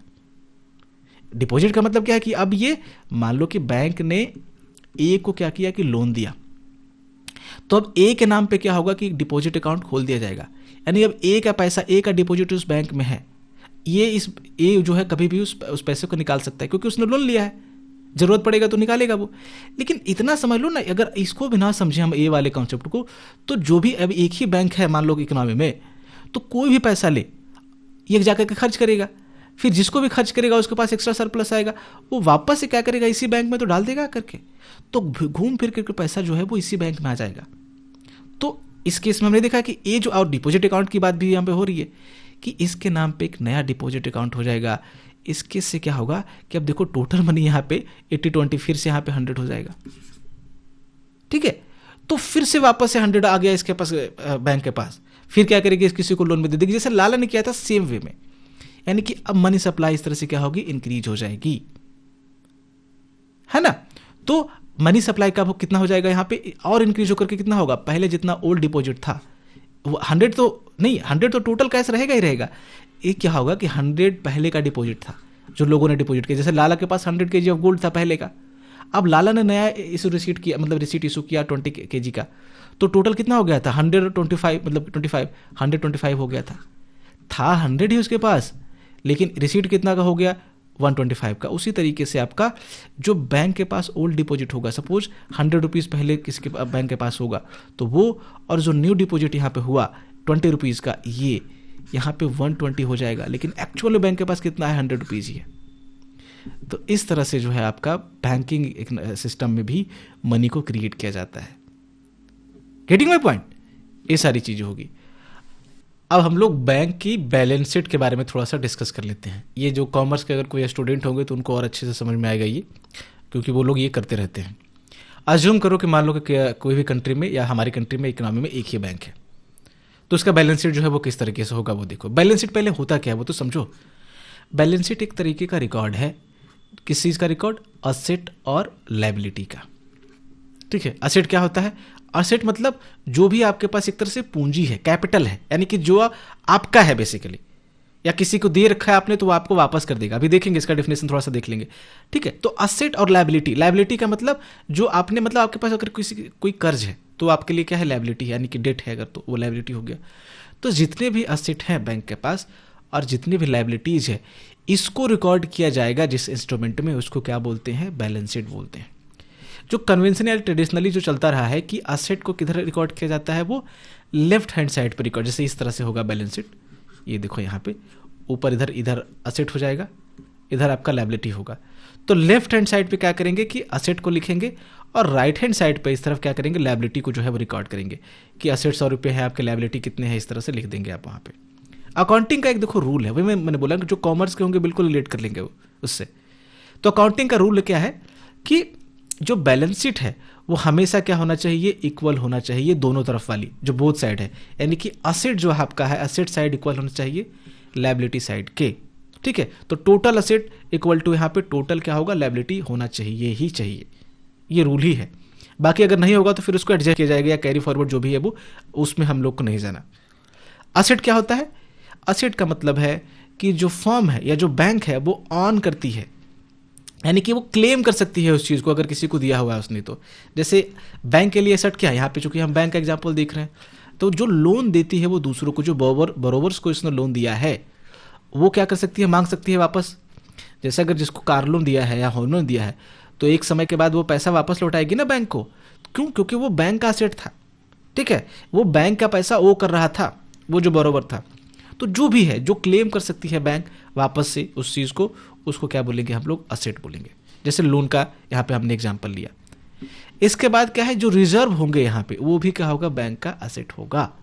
रिजर्व का मतलब कि बैंकों ने कुछ पैसा, यहाँ पे दो तरीके का रिजर्व होगा, यहाँ पे ध्यान रखना। एक रिजर्व तो जो नहीं, रिजर्व नहीं होगा, डिपॉजिट होगा। छोड़ो, रिजर्व पहले समझो। यानी कि बैंकों ने जो अपना पैसा जो है वो सेंट्रल बैंक के पास रिजर्व के रूप में रखा हुआ है, कैश के रूप में रखा हुआ है। तो वो क्या है, बैंक कभी भी उस पैसे को आरबीआई से मांग सकती है, सेंट्रल बैंक से मांग सकती है। तो जब मांग सकती है तो इसका मतलब उसके लिए क्या है, एसेट है। एसेट का हमने डेफिनेशन देखा। तो ये क्या होगा, उसके लिए रिजर्व का काम करेगा।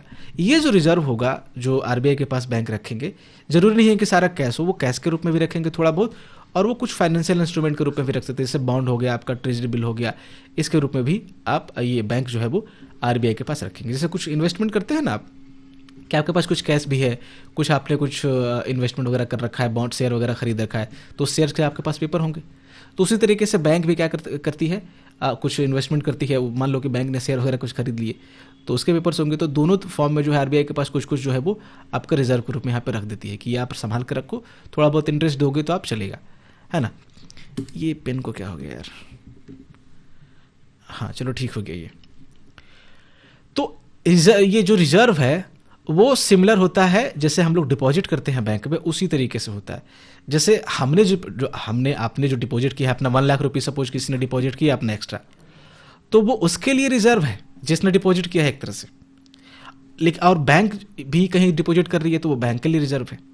तो ये जो आपने पैसा डिपॉजिट किया है वो आप क्या कर सकते हो, वो आपका असेट है, तो आप वापस कभी भी उसको विड्रॉ कर सकते हो, बैंक से उसको मांग सकते हो।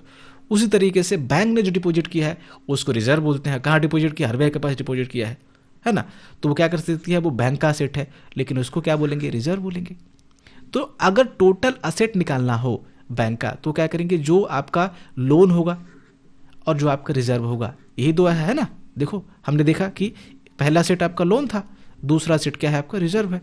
तो दोनों को क्या करोगे, आप सम कर दोगे तो टोटल असेट ऑफ बैंक जो है वो निकल आएगा। लायबिलिटी क्या होता है, लायबिलिटी का मतलब आपका किसी की चीज आपके पास है, ठीक है, आपको उसको लौटाना है, ठीक है, यानी कि वो ओ करते हो आप किसी की चीज, तो उसको आप क्या करोगे, वापस करोगे। जैसे डेट है, आपने किसी से पैसे ले रखे हैं तो पैसा उसको वापस करोगे ना, तो वो डेट क्या है आपके लिए, लायबिलिटी है।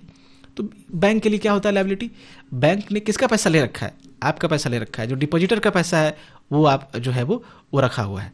तो जब डिपॉजिटर आएंगे तो बैंक को क्या करना पड़ेगा, लौटाना पड़ेगा। तो जितने भी डिपॉजिट होते हैं, जो लोगों का पैसा है बैंक के पास, वो उसके लिए क्या है, लायबिलिटी है। इतना आपको ध्यान रखना है। जो बैंक ने पैसा दिया है लोन के रूप में, उसके लिए क्या है, वो असेट है, ठीक है।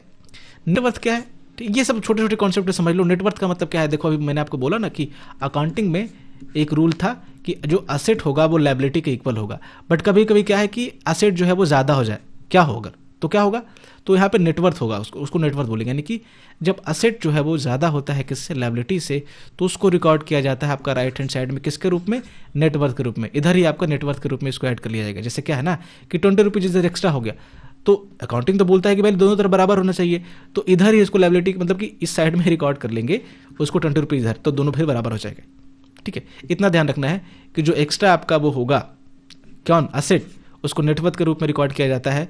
और ठीक है, ये वाला जब आपको निकालना हो तो असेट माइनस लायबिलिटी कर दोगे तो नेटवर्थ यहाँ पे निकल जाएगा, क्योंकि ये ज़्यादा होगा, ये कम होगा, तो उससे आपको क्लियर हो जाएगी ये सारी चीज़ें। नहीं भी समझ में आए तो नेटवर्थ वाला कॉन्सेप्ट आप छोड़ भी सकते हो, कोई इशू नहीं है।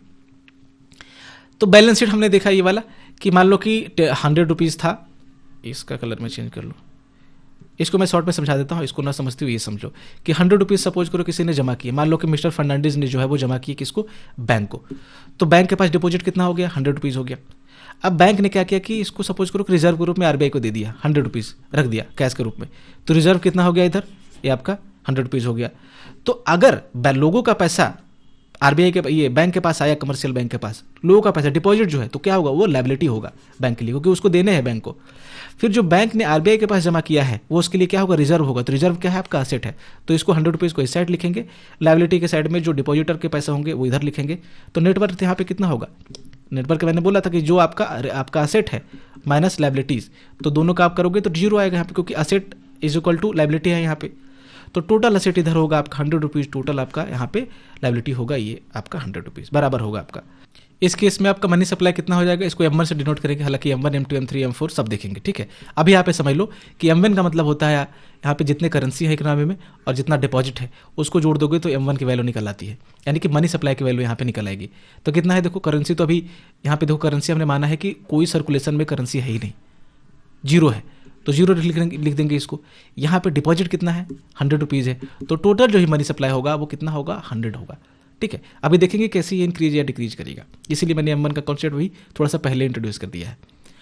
अब क्या है कि जो क्रेडिट क्रिएशन होगा बैंकों के द्वारा, लाला वाला एग्जाम्पल समझा ना हमने, और लाला की तरह जो है वो कमर्शियल बैंक काम करती है कि 100 रुपये की चीज़ को वो 125 145 बना देंगे, वो कोई इशू नहीं है। क्रेडिट तो दे ही रहा है ना लाला, 100 उसके पास केजी ऑफ गोल्ड था लेकिन वो क्रेडिट देता जा रहा है, उसी तरीके से बैंक देता जाएगा, यानी क्रेडिट जो है वो क्रिएट होता रहेगा इकोनॉमी में। तो इस पे लगाम लगाने के लिए, इस पे थोड़ा सा इसको कंट्रोल करने के लिए आरबीआई कुछ तरीके अपनाती है, तो ये मतलब कि कुछ लिमिट लगाती है, इसको समझेंगे। तो ये जो क्रेडिट क्रिएशन हो रहा है उस पे लिमिट लगाया जाता है, किसके द्वारा, आरबीआई के द्वारा, कि इसको डिटरमाइन किया जाता है। जैसे आरबीआई डिसाइड करती है कि एक सर्टेन जो परसेंटेज है बैंक में, जैसे देखो समझो, पहले समझ लो, बैंक के पास 100 रुपीज़ हैं, ऐसे समझा देता हूँ ना, थोड़ा आसानी से आपको समझ में आ जाएगा। 100 रुपीज़ हैं, तो बैंक इस 100 रुपीज़ को क्या कर सकती है, लोन में दे सकती है जब चाहे तब। अभी कब डिपॉजिटर उसका पैसा मांगने आ जाए वो उसका मसला है, बट दे सकती है। ठीक है, इसमें से 10 रुपीज़ बैंक ने रख लिया रिजर्व के रूप में कि चलो कोई आएगा तो हम दे देंगे उसको, बाकी 90 रुपीज़ घुमाती रहेगी। लेकिन यहाँ पे आरबीआई क्या करेगी कि 100 रुपीज़ जो आया बैंक का, या बैंक को मन है कि 100 रुपीज़ हम घुमा देंगे, कोई इशू नहीं है, ठीक है, तो 100 रुपीज़ दे सकती है लोन के रूप में बैंक। लेकिन अब आरबीआई बोलेगी ना कि नहीं, आप क्या करो, यहाँ पे कुछ पैसा रिजर्व के रूप में, यानी कि सीआरआर के रूप में या कुछ और एसएलआर के रूप में रखो। ठीक है, 20% मान लो कि बैंक ने कहा, ये आरबीआई ने कहा कि 20% आपको पैसा रिजर्व के रूप में रखना ही होगा, इवन कि कौन से रिजर्व फॉर्म में, कैश के फॉर्म में, आप इसको इन्वेस्ट भी नहीं कर सकते। ठीक है, तो बैंक के पास इफेक्टिवली अब कितना बचा जो लोन में देने के लिए पैसा, 80 रुपीज़ बचा, क्योंकि 20 रुपीज़ तो इसके बंद गए। इसी को बोलते हैं हम लोग लिमिट टू क्रेडिट क्रिएशन। अब सिर्फ 80 रुपीज़ ही आपका बैंक आपका क्रेडिट में दे सकती है, लोन में दे सकती है। अगर और इंक्रीज कर दे 20%, मान लो 30% कर दे, तो बैंक के पास 20 रुपीज़ ही बचेगा।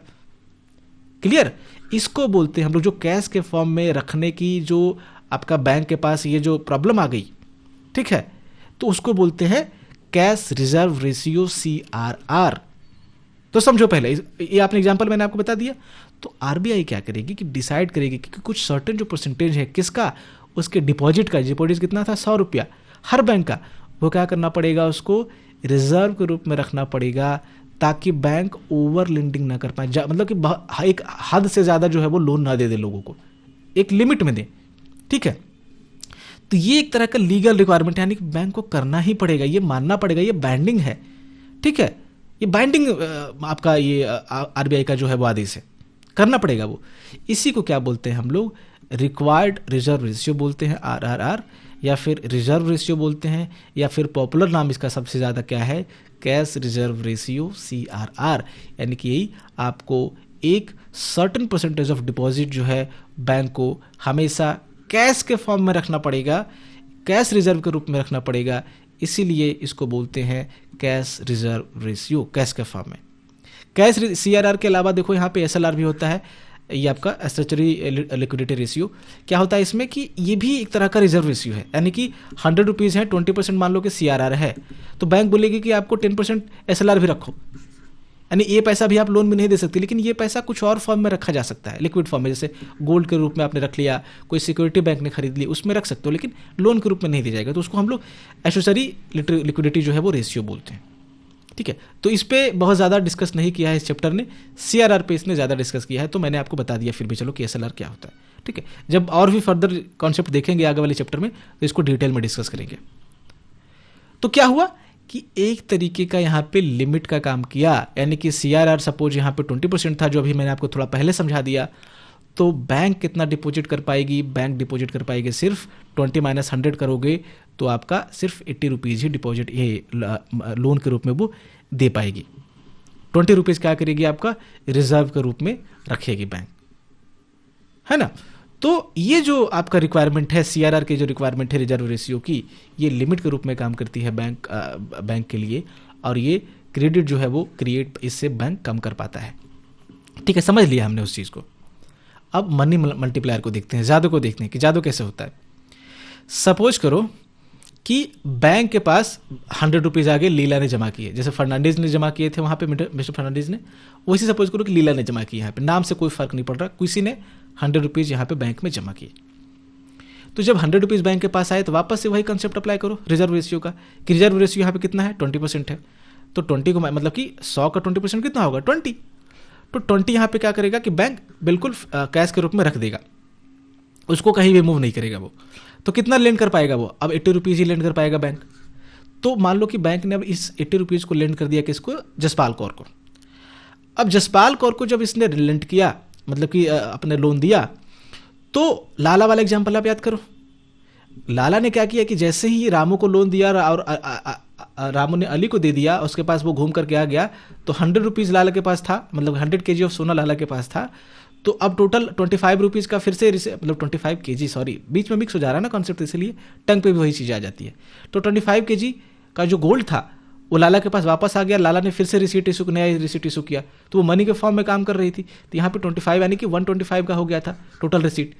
इसी तरीके से अब ये जादू जो है वो यहाँ पे काम करेगा। और ये हालांकि इसको फॉर्मूला के तरफ से भी देखेंगे इसको कि मनी मल्टीप्लाई क्या होता है, ठीक है। तो यहाँ पे होगा कि 100 रुपीज़ बैंक के पास थे, 20 रुपीज़ क्या किया बैंक ने आपका रिजर्व के रूप में रखा, 80 रुपीज़ लोन में दे दिए। तो मैंने आपको क्या बोला था कि टोटल मनी सप्लाई आपको निकालना होगा, तो old deposit versus new deposit आपको ऐड करना है। तो ओल्ड डिपॉजिट बैंक के पास कितना था, 100 रुपीज़। अब जब ये 80 रुपीज़ लोन के रूप में आएगा, तो पिछला कॉन्सेप्ट याद करो कि जैसे ही ये किसी को लोन देगा बैंक, तो इसके नाम से एक नया डिपॉजिट अकाउंट खोल देगा बैंक, खोल देगा ना, किसके नाम से, जसपाल कौर के नाम से। यानी कि अब ये बैंक के पास इसका डिपॉजिट रहेगा, हालांकि है कब किसका, अब ये जसपाल कौर का है, ठीक है। लेकिन कहाँ, पैसा बैंक के पास ही तो है, या फिर जसपाल कौर के पास ना रहकर मैंने आपको बोला था कि घूम फिर कर फिर से वापस आ जाएगा, जैसे लाला के पास आ रहा था। तो अब यहाँ पे ओल्ड डिपॉजिट कितना था, 100 था, न्यू डिपॉजिट कितना हो गया, 80 रुपीज़।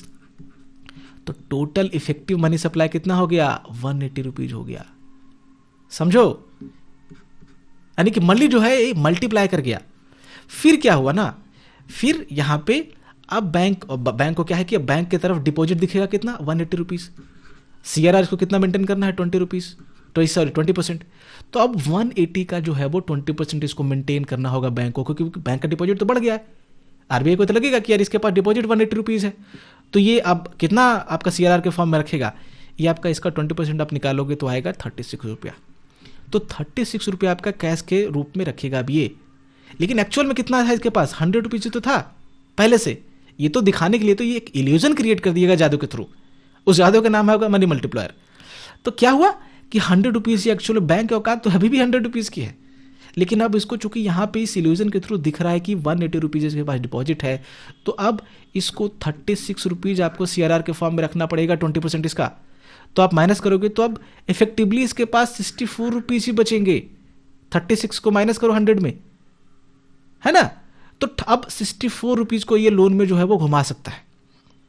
अब सपोज करो किसी और को 64 रुपीज़ ने लोन में दे दिए, तो old deposit versus new deposit फिर से आप याद करो। ये भी डिपॉजिट के रूप में किसी को, जिसको भी लोन देगा, सपोज आपको किसी को बी को दे दिया 64 रुपीज़।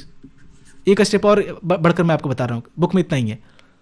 तो क्या होगा, वापस इसके नाम पे डिपॉजिट अकाउंट खुलेगा। तो old deposit versus new, old deposit कितना था, 180 रुपीज़, न्यू कितना होगा, 64 रुपीज़। काउंट कर दो इसको, 4 2 है ना, नहीं इसका 4 होगा, जो भी है। चलो इसको थोड़ा सा काउंट ही कर लो, कितना देखो कितना हो जाएगा आपका। इधर 4 हो गया, फिर से 4 हुआ, और यहाँ पे 2 हो गया, 244 हो गया।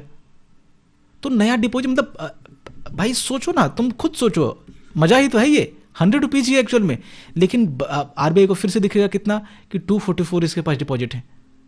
अब फिर से इसका 20% इसको मैनेज करना पड़ेगा CRR के रूप में, यानी कि अब ये 36 रुपीज़ से भी बढ़ करके CRR और बढ़ जाएगा।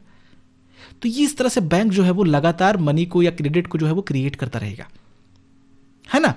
ये सपोज को वही कह रहा है कि सपोज 64 रुपीज़ जुनैद को दे दिए, बी को ना देकर के जुनैद को दे दिए, तो ये फिर से बैंक के डिपॉजिट में शो होगा, बैंक के डिपॉजिट में शो होगा। तो आपका इंक्रीज करेगा डिपॉजिट, इंक्रीज करेगा जब डिपॉजिट, तो CRR भी आपका चूंकि 20% फिक्स है, तो 20% अब इंक्रीज डिपॉजिट का 20% पहले के मुकाबले ज़्यादा होगा CRR, है ना। तो ये बैंक जो है वो कि मतलब कि ये रिपीट इस प्रोसेस को करता रहेगा। कब तक कर सकता है ये प्रोसेस बैंक, जब तक कि उसका CRR जो है वो बढ़ करके, मतलब कि बढ़ते बढ़ते बढ़ते बढ़ते, जैसे यहाँ पे 20 था, फिर 36 हुआ, अभी इस मामले में और लगभग कितना हो जाएगा आपका 20% कितना, लगभग 48 रुपीज़ के आसपास हो जाएगा। तो आप देखो ना कि लगभग 50 रुपीज़ इसका चला जाएगा, 50 रुपीज़ जब बचेगा 50 रुपीज़ को लोन में घुमाएगा, फिर वो ऐड हो जाएगा रिजर्व में। तो जब तक CRR बढ़ करके 100 रुपीज़ जो बैंक के पास एक्चुअल मनी है उसके बराबर ना हो जाए, तब तक बैंक उसको लोन के रूप में पैसा घुमाता रहेगा। और आपका 100 रुपीज़ कब होगा? 100 रुपीज़ का मतलब 20%, तो 100% कितना होगा? लगभग 500 रुपीज़। अरे जब 500 रुपीज़ आपका बैंक जो है वो क्रिएट कर देगा इससे क्रेडिट वैल्यू, तब जाकर के उसका 20% कितना इसको रिजर्व में रखना पड़ेगा CRR के रूप में। यानी कि मैंने बोला ना कि CRR इंक्रीज करता रहेगा। तो जब ये इंक्रीज CRR कर रहा है, कब इंक्रीज कर रहा है? जब इसका डिपॉजिट अभी 244 हुआ, फिर ये 50 रुपीज़ वाला इधर आ जाएगा, फिर ये इंक्रीज होगा, ऐसे कैसे करके जब 500 रुपीज़ चला जाएगा, ये आपका डिपॉजिट की value, old deposit versus plus new deposit, तो देखोगे कि फिर इसका 20% मेंटेन करना होगा बैंक को। तो 20% कितना होगा? 500 निकालो तो 100 रुपीज़ हो जाएगा। बैंक के पास है ही कितना? 100 रुपीज़। तो अब बैंक इससे ज़्यादा लोन दे ही नहीं पाएगा। यानी कि 100 रुपीज़ से बैंक ने क्या किया कि 500 क्रिएट कर दिया। अब 100 रुपीज़ रख करके यहाँ पे 500 में कितना लोन में घुमा सकता है? ये 400 रुपीज़ घुमा सकता है। यही आपका कॉन्सेप्ट क्या है? मनी मल्टीप्लायर का कॉन्सेप्ट है। ठीक है, इसको थोड़ा सा देख लेते हैं। देखो यहाँ पे बुक में जो है एक टेबल है, तो आपके इसके एक मिनट, इसको मैं इस पे कर लेता हूँ। जैसे यहाँ पे देखो, बैंक के पास जो डिपॉजिट था 100 रुपीज़ था, और उसके पास इसको CRR चाहिए तो 20 का 80 हो गया। अब 80 क्या करेगा? किसी को लोन में दे देगा।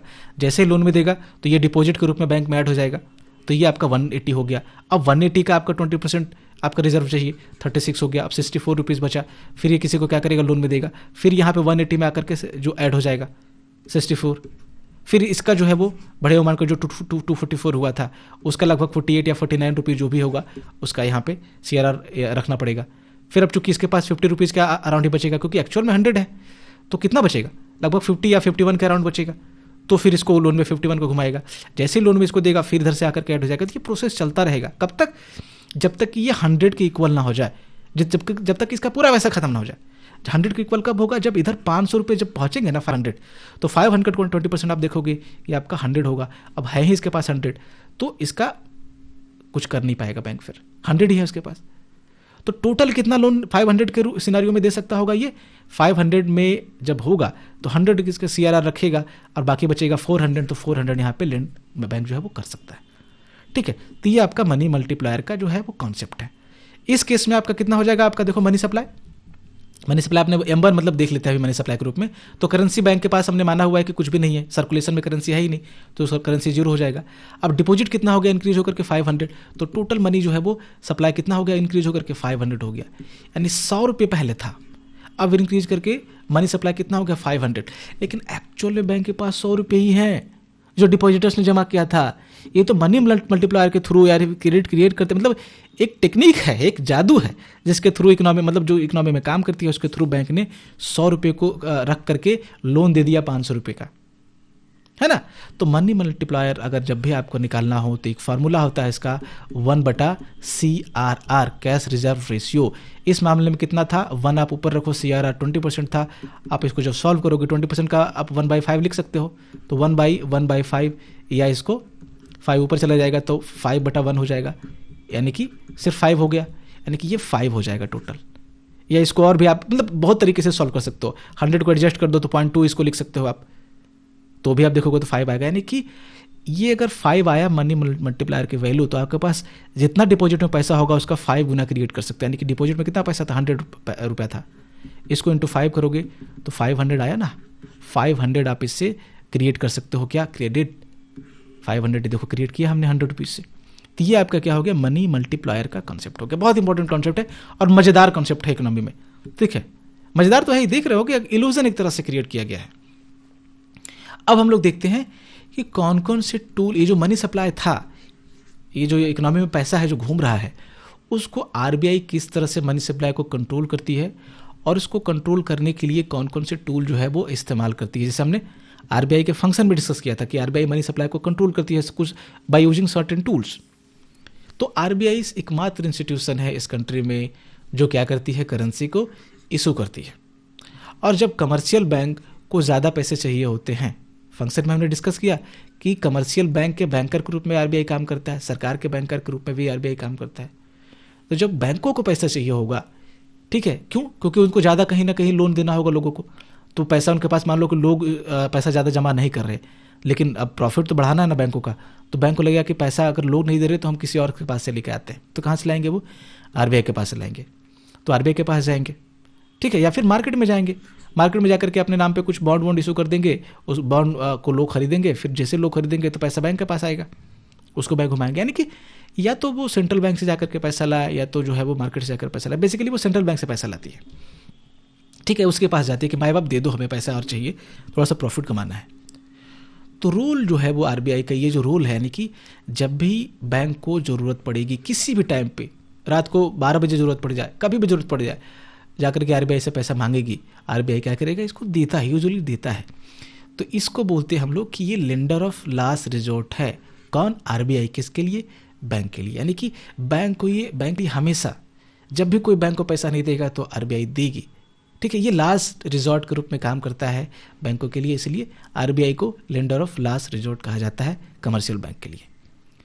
तो आरबीआई क्या करेगी? इस तरीके से जब बैंकों को कभी ज़रूरत पड़ेगी इकोनॉमी में पैसा को ज़्यादा, मतलब मनी सप्लाई को इंक्रीज़ करने का, तो बैंकों को ज़्यादा पैसा दे देगी। जब कभी डिक्रीज़ करने की ज़रूरत पड़ेगी, वो देखेंगे इन्फ्लेशन वाले कॉन्सेप्ट में हम लोग इसको बहुत डिटेल में देखेंगे, ठीक है। यहाँ भी आपको सब चीज़ समझा दूंगा मैं, टेंशन आप मत लो। तो जब मनी सप्लाई को खींचने का मन होगा आरबीआई को, तो अब लोन देगी ही नहीं। लोन नहीं देगी तो बैंकों के पास पैसा कमाएगा, बैंकों के पास पैसा कमाएगा तो लोगों के पास पैसा कमाएगा, लोन वोन कम मिलेगा लोगों को, ठीक है, कार वार कम खरीदेंगे लोग, इस तरह से होगा। तो आरबीआई बेसिकली क्या करती है? मनी सप्लाई को कंट्रोल कर लेगी।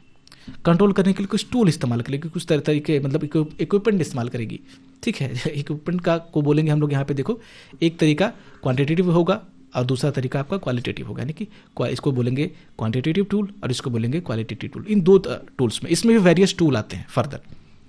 तो क्वांटिटेटिव टूल क्या होता है?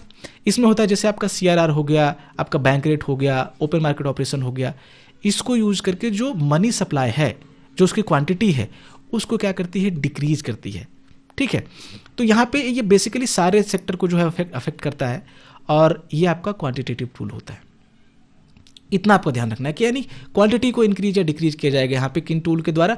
सीआरआर, बैंक रेट, इस तरह के एसएलआर, ये सब बढ़ा घटा करके उसमें थोड़ा बहुत इंक्रीज करके, जैसे 20% सीआरआर था उसको बढ़ा करके 25% कर देगी, ठीक है। अब क्वालिटेटिव टूल क्या है? तो क्वालिटेटिव में क्या है कि सीआरआर वगैरह ये सब चीज़ें जो है वो बढ़ाई घटाएगी नहीं आरबीआई, उसके बदले इसको बढ़ाने या घटाने के बदले क्या करेगी कि ये जैसे दूसरे टूल्स का इस्तेमाल करेगी, जैसे मॉरल सुएसन हो गया। यानी कि आरबीआई बैंकों को समझाएगी कि भाई मेरे थोड़ा सा ये कर दो, थोड़ा सा वो कर दो, और ये तरीके अपना करके जो है यानी कि उसको थोड़ा डिस्करेज करेगी या इनकरेज करेगी बैंकों को, डायरेक्ट मतलब कि उसमें इंटरवीन ना करके, ठीक है। तो इसको हम लोग क्वालिटेटिव टूल बोलेंगे, और उसके थ्रू जो है वो आरबीआई चाहेगी कि मनी सप्लाई इंक्रीज या थोड़ा डिक्रीज हो जाए। जैसे आपका एक और तरीका, एक तो मॉरल सुएसन आपका हो गया, एक टूल क्वालिटेटिव में। दूसरा है आपका मार्जिन रिक्वायरमेंट। मार्जिन रिक्वायरमेंट का मतलब कि जो आप कोई भी लोन लेने जाते हो तो एक सर्टेन मार्जिन देते हो ना उनको, ठीक है, कि 20% आपको देना पड़ेगा एक मार्जिन, 80% आपको हम लोन कर देंगे। तो इसको आरबीआई क्या कर सकती है कि इंक्रीज या डिक्रीज इसमें करने के लिए बोल सकती है बैंकों को, ठीक है। तो ये मार्जिन रिक्वायरमेंट हो गया। फिर एक एलटीवी होता है, लोन टू वैल्यू रेशियो होता है, यानी ये सब आपका क्वालिटेटिव टूल आता है। और भी बहुत सारा आपका इसमें वो है कि कौन सारे सेक्टर को एक साथ, कौन जनरल टूल होता है, कौन आपका डायरेक्ट टूल होता है, कौन इनडायरेक्ट टूल होता है। फिलहाल आप इतना समझ लो, फिर हम लोग अभी डिस्कस करेंगे, क्योंकि इस पर डिस्कस करूंगा तो फिर मैं इसी पे बहुत लंबा अभी और चीज़ें समझानी है इसमें, ठीक है। तो क्वालिटेटिव देखो, इतना ध्यान रखो आपकी पॉलिसी को, परंतु की मनी सप्लाई को कंट्रोल करने के लिए आरबीआई दो तरीके के टूल इस्तेमाल करती है अम्ब्रेला लेवल पे। वो आपका एक क्वांटिटेटिव टूल है और दूसरा है आपका क्वालिटेटिव टूल। क्वांटिटेटिव टूल में कौन कौन से आते हैं? सीआरआर आते हैं, बैंक रेट आता है, एसएलआर आता है, ओपन मार्केट ऑपरेशन आता है। क्वालिटेटिव टूल में कौन आता है? मॉरल सुएसन आता है, मार्जिन रिक्वायरमेंट आता है, लोन टू वैल्यू रेशियो यानी कि एलटीवी आता है, ये सारी चीज़ें आती है। ओके, चलो आगे बढ़ते हैं। तो चलो जो टूल हमने देखा क्वालिटेटिव और क्वांटिटेटिव, इसको थोड़ा सा अंदर वाले जो टूल थे उसको थोड़ा डिस्कस करते हैं। जैसे ये क्वांटिटेटिव टूल का पार्ट था रिजर्व रेशियो। तो रिजर्व रेशियो हालांकि हम लोग समझ चुके हैं। इसमें कौन सा आता है? आपका सीआरआर आता है, कैश रिजर्व रेशियो, और एक आता है एसएलआर, स्टैट्यूटरी रिजर्व रेशियो होता है आपका एसएलआर, वो आता है। यानी कि एक सर्टेन अमाउंट ऑफ आपको जो मनी होगा, या तो कैश के फॉर्म में या कोई और लिक्विड फॉर्म होगा जो गोल्ड के रूप में आप रखो या सिक्योरिटी के रूप में रखो, जो भी रखो, वो आपको क्या करना पड़ेगा? बैंकों को रखना पड़ता है, ठीक है। तो जैसे ही अगर ये चेंज होगा, आरबीआई मान लो कि इसको चेंज करेगी, किसको? रिजर्व रेशियो को, तो बैंक के पास क्या होगा कि ये सीधे बैंक के डिपॉजिट को इम्पैक्ट करेगा, और जब बैंक के डिपॉजिट को इम्पैक्ट करेगा तो ये मनी सप्लाई को इम्पैक्ट करेगा। जैसे हमने पीछे भी देखा कि अगर 100 रुपीज़ है तो कितना का मनी सप्लाई क्रिएट कर सकती है, 500 रुपीज़ का। लेकिन अगर इसको डिक्रीज कर दिया जाए तो ये भी तो डिक्रीज होगा ना। जैसे अब 20% था तो 80% यहाँ पे आपका 80 रुपीज़ सिर्फ बैंक के पास रहेंगे, बाकी इसको सप्लाई करेगा। फिर अगर इसको ये 20% था तब, तो अगर इसको इंक्रीज करके 25% कर दिया जाए, है ना, तो जैसे 25% आप करोगे तो ये जो 500 तक जा सकता था वो कितना जाएगा, सिर्फ 400 जाएगा। टेक्निकली आप भी कैलकुलेट करोगे तो आपको समझ में आ जाएगा, जब पीछे वाला तरीका मैंने आपको बताया ना। अरे देखो भाई, चलो कर देते। मनी मल्टीप्लायर हमेशा आपको क्या करना है, कैलकुलेट कर लेना है, ठीक है। एक तो टंग वगैरह सूखने लगा है, चलो वो मैटर नहीं है। तो 1/25 जो है वो कर दिया हमने। तो 1/25%, 25% है ना अभी रिजर्व रेशियो, तो कितना होगा, 25% को 1/4 लिख सकते हो, तो 1/1/4, 4 ऊपर चला जाएगा, यानी कि बराबर जो आएगा 4 आएगा। यानी कि 4 इंटू, मतलब कि अगर 100 रुपये है तो उसको 4 गुना यहाँ पे क्रिएट हो सकता है क्रेडिट, यानी कि 400 हो सकता है। जब 400 होगा तो कितना पैसा ये लोन में घुमा सकती है। अरे जब 500 था तो कितना पैसा लोन में घुमा सकती थी, CRR 20% रखना पड़ता था, 100 रुपये रखेगी, बाकी 400 घुमा देगी लोन में। जब 400 होगा तो CRR कितना, 25% है, 25% का मतलब अब यहाँ पे 100 हो गया, क्योंकि बढ़ गया ना, तो 300 रुपये जो है वो घुमा सकती है लोन में, ठीक है। सिर्फ 300 रुपये यहाँ पे लोन में दे सकती है, ठीक है। तो ये है, यहाँ से इस तरह से अगर RBI चाहे तो मनी सप्लाई को यहाँ से कंट्रोल कर सकती है। CRR को इंक्रीज कर देगी तो क्या होगा, डिपॉजिट डिक्रीज हो जाएगा बैंकों का। जब डिपॉजिट डिक्रीज होगा तो मनी सप्लाई भी डिक्रीज हुआ। देखो ना, हुआ ना, यहाँ पे 25% हुआ तो हम सिर्फ 400 ही क्रिएट हो पा रहा है। जब 20% था तो 500 था यहाँ पे, तो मनी सप्लाई 500 था पहले 20% पे, अब मनी सप्लाई घट करके 400 हो गया। तो इस तरह से यहाँ पे RBI यहाँ पे करती रहती है, जब उसका मन करेगा वो जो कर देगी। दूसरा तरीका है आपका ओपन मार्केट ऑपरेशन, OMO बोलते हैं इसको, ठीक है। ये तरीका है आपका मनी सप्लाई को कंट्रोल करने का RBI को। इसमें क्या करती है, जो सिक्योरिटीज़ होते हैं, किसका, गवर्नमेंट सिक्योरिटीज़, उसको RBI सेल करती है या फिर बाय करती है, किसके बिहाफ पे, गवर्नमेंट के बिहाफ पे। RBI मार्केट में का स्टॉल लगाएगी, गवर्नमेंट सिक्योरिटी को रखेगी, बोलेगी आप भाई जिसको खरीदना है हम बेच रहे हैं, ठीक है। या फिर स्टॉल लगाएगी, लोगों के पास सिक्योरिटी होगी, इंस्टीट्यूशन के पास, बैंकों के पास, बोलेगी कि जिसको बेचना है बेच दो, आओ हम खरीद रहे हैं। इस तरह से, मतलब स्टॉल नहीं लगाएगी, मैं आपको थोड़ा सा ईजी बनाने के लिए दे रहा हूँ। तो वही होगा कि जब RBI क्या करेगी, गवर्नमेंट बॉन्ड को बाय करेगी ओपन मार्केट में, क्योंकि गवर्नमेंट खुद जाएगी नहीं ना बाय करने के लिए या सेल करने के लिए, उसका बैंकर जाएगा। उसका बैंकर कौन है, गवर्नमेंट का, RBI जाएगा। तो RBI सॉरी, या तो बाय करेगी या तो सेल करेगी। तो जब जिस समय RBI क्या करेगी, बाय करेगी गवर्नमेंट बॉन्ड का, यानी कि लोगों के पास, जो भी इंस्टीट्यूशन के पास होगा, बैंकों के पास होगा, तो बैंकों को RBI बोलेगी कि आपके पास जो भी आपके पास गवर्नमेंट बॉन्ड है वो क्या कर सकते हो, हमको बेच सकते हो, सेल कर सकते हो, ठीक है। तो RBI मतलब कि हम बाय कर लेंगे आपका गवर्नमेंट बॉन्ड। तो जैसे ही RBI बाय करेगी गवर्नमेंट बॉन्ड को, तो बदले में क्या देगी, पे करेगी, उसके लिए पे करेगी, पैसा देगी, मनी देगी। तो मार्केट में क्या होगा, मनी सप्लाई इंक्रीज हो जाएगा। अरे मार्केट में पहले 100 रुपीज़, बैंकों के पास 100 रुपीज़ था, बैंक के पास सपोज करो कुछ गवर्नमेंट बॉन्ड होगा तो 200 रुपये का, तो ये 200 रुपये का गवर्नमेंट बॉन्ड बैंक ने बेच दिया, तो बैंक के पास अब कितना आ गया, 200 रुपये एक्स्ट्रा आ गए, ठीक है। तो यानी कि मनी सप्लाई बढ़ करके 300 रुपीज़ हो गया अब। तो इससे क्या होगा, क्यों, क्योंकि RBI ने वैसे दे दिया ना इसको। तो मनी सप्लाई जब बाय करेगी गवर्नमेंट सिक्योरिटी RBI तो इंक्रीज होगा।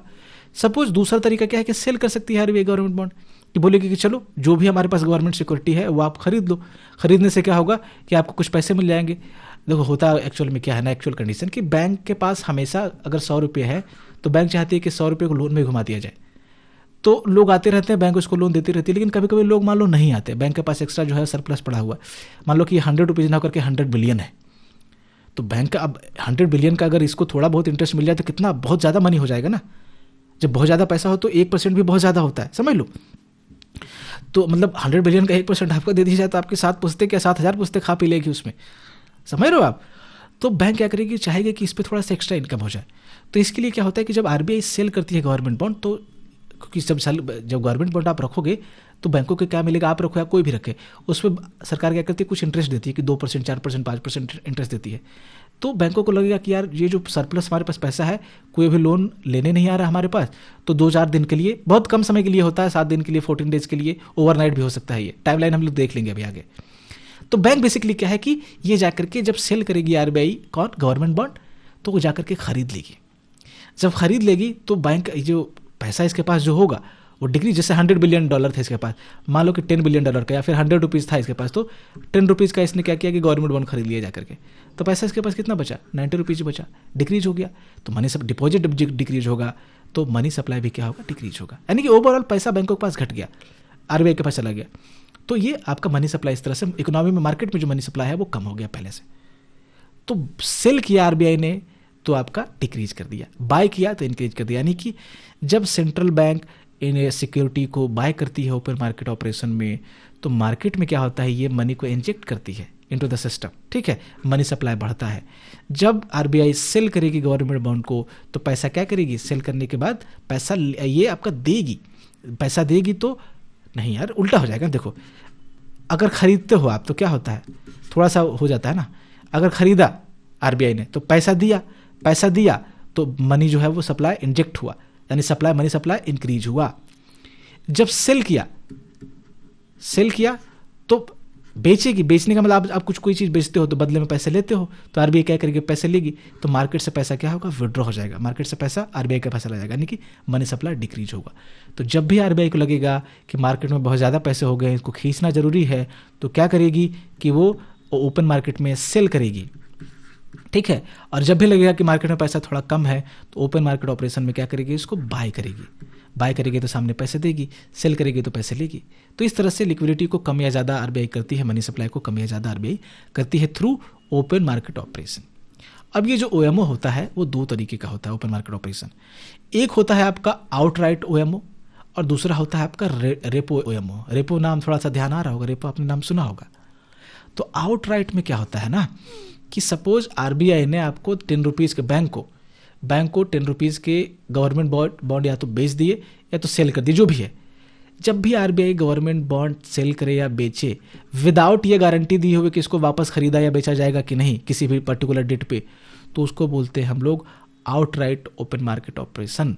यानी कि इसमें कोई गारंटी नहीं होती है कि आरबीआई उसको वापस भी, सपोज करो कि आरबीआई ने आपको सेल किया, ठीक है, बैंकों को सेल कर दिया, तो बैंकों ने क्या किया, इसको खरीद लिया, अब बैंकों के पास बॉन्ड आ गया। तो इसमें आरबीआई ये नहीं बोलेगी कि हाँ भाई आपको हम खरीद लेंगे ये बॉन्ड, कोई गारंटी नहीं देगी, आपको रखना रखो, कोई इशू नहीं है, जब हमारा मन करेगा तो हम देखेंगे, ठीक है। तो इसमें कोई गारंटी नहीं होती है, क्लियरली। फिर क्या होगा कि एक इसको बोलते हैं हम लोग आउटराइट ओपन मार्केट ऑपरेशन, पढ़ लेना आप इसको, वही चीज़ है। ये परमानेंट नेचर का होता है, ध्यान रखना है, क्योंकि एक बार बेच दिया आरबीआई ने तो बेच दिया, सेल कर दिया तो सेल कर दिया, ठीक है। आरबीआई के पास अगर बॉन्ड आ गए तो नहीं दे रही हो किसी को, अगर आरबीआई ने बॉन्ड दे दिए तो वापस नहीं ले रही, वो परमानेंट होता है। वो जब मन करेगा तो मतलब ले सकती है वो वापस, डिपेंड करेगा, बट कोई आपका इसमें कोई डेट वेट मेंशन नहीं होता।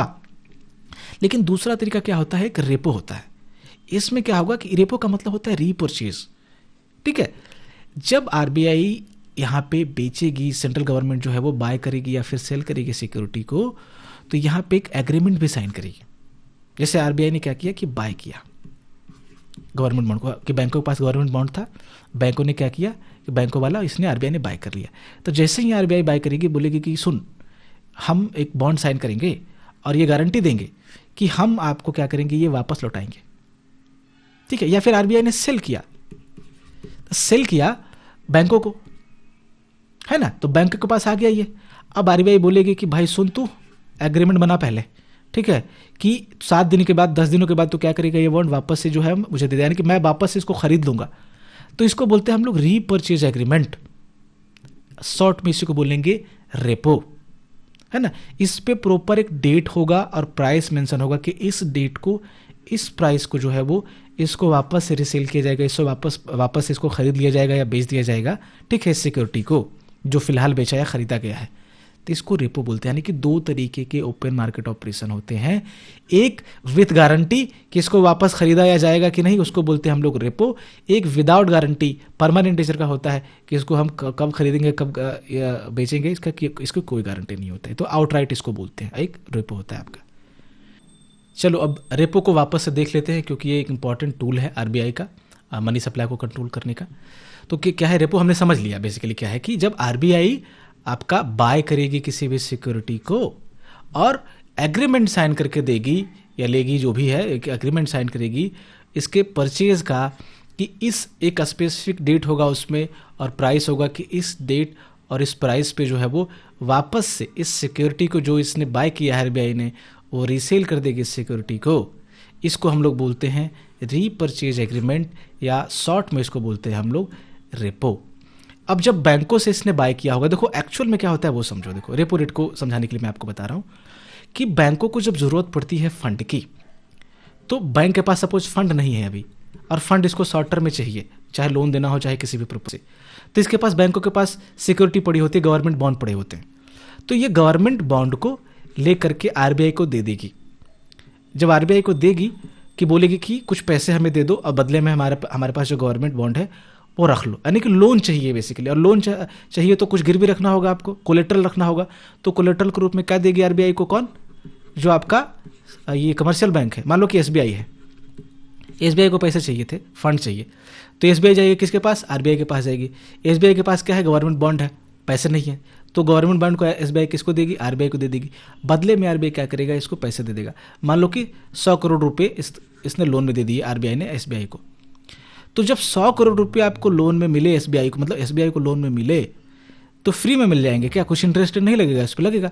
अगर एसबीआई किसी को लोन देता है तो 10% उस पर इससे इंटरेस्ट भी ले रहा है। तो जब आरबीआई एसबीआई को लोन देगी तो आरबीआई तो कुछ इंटरेस्ट लेगी।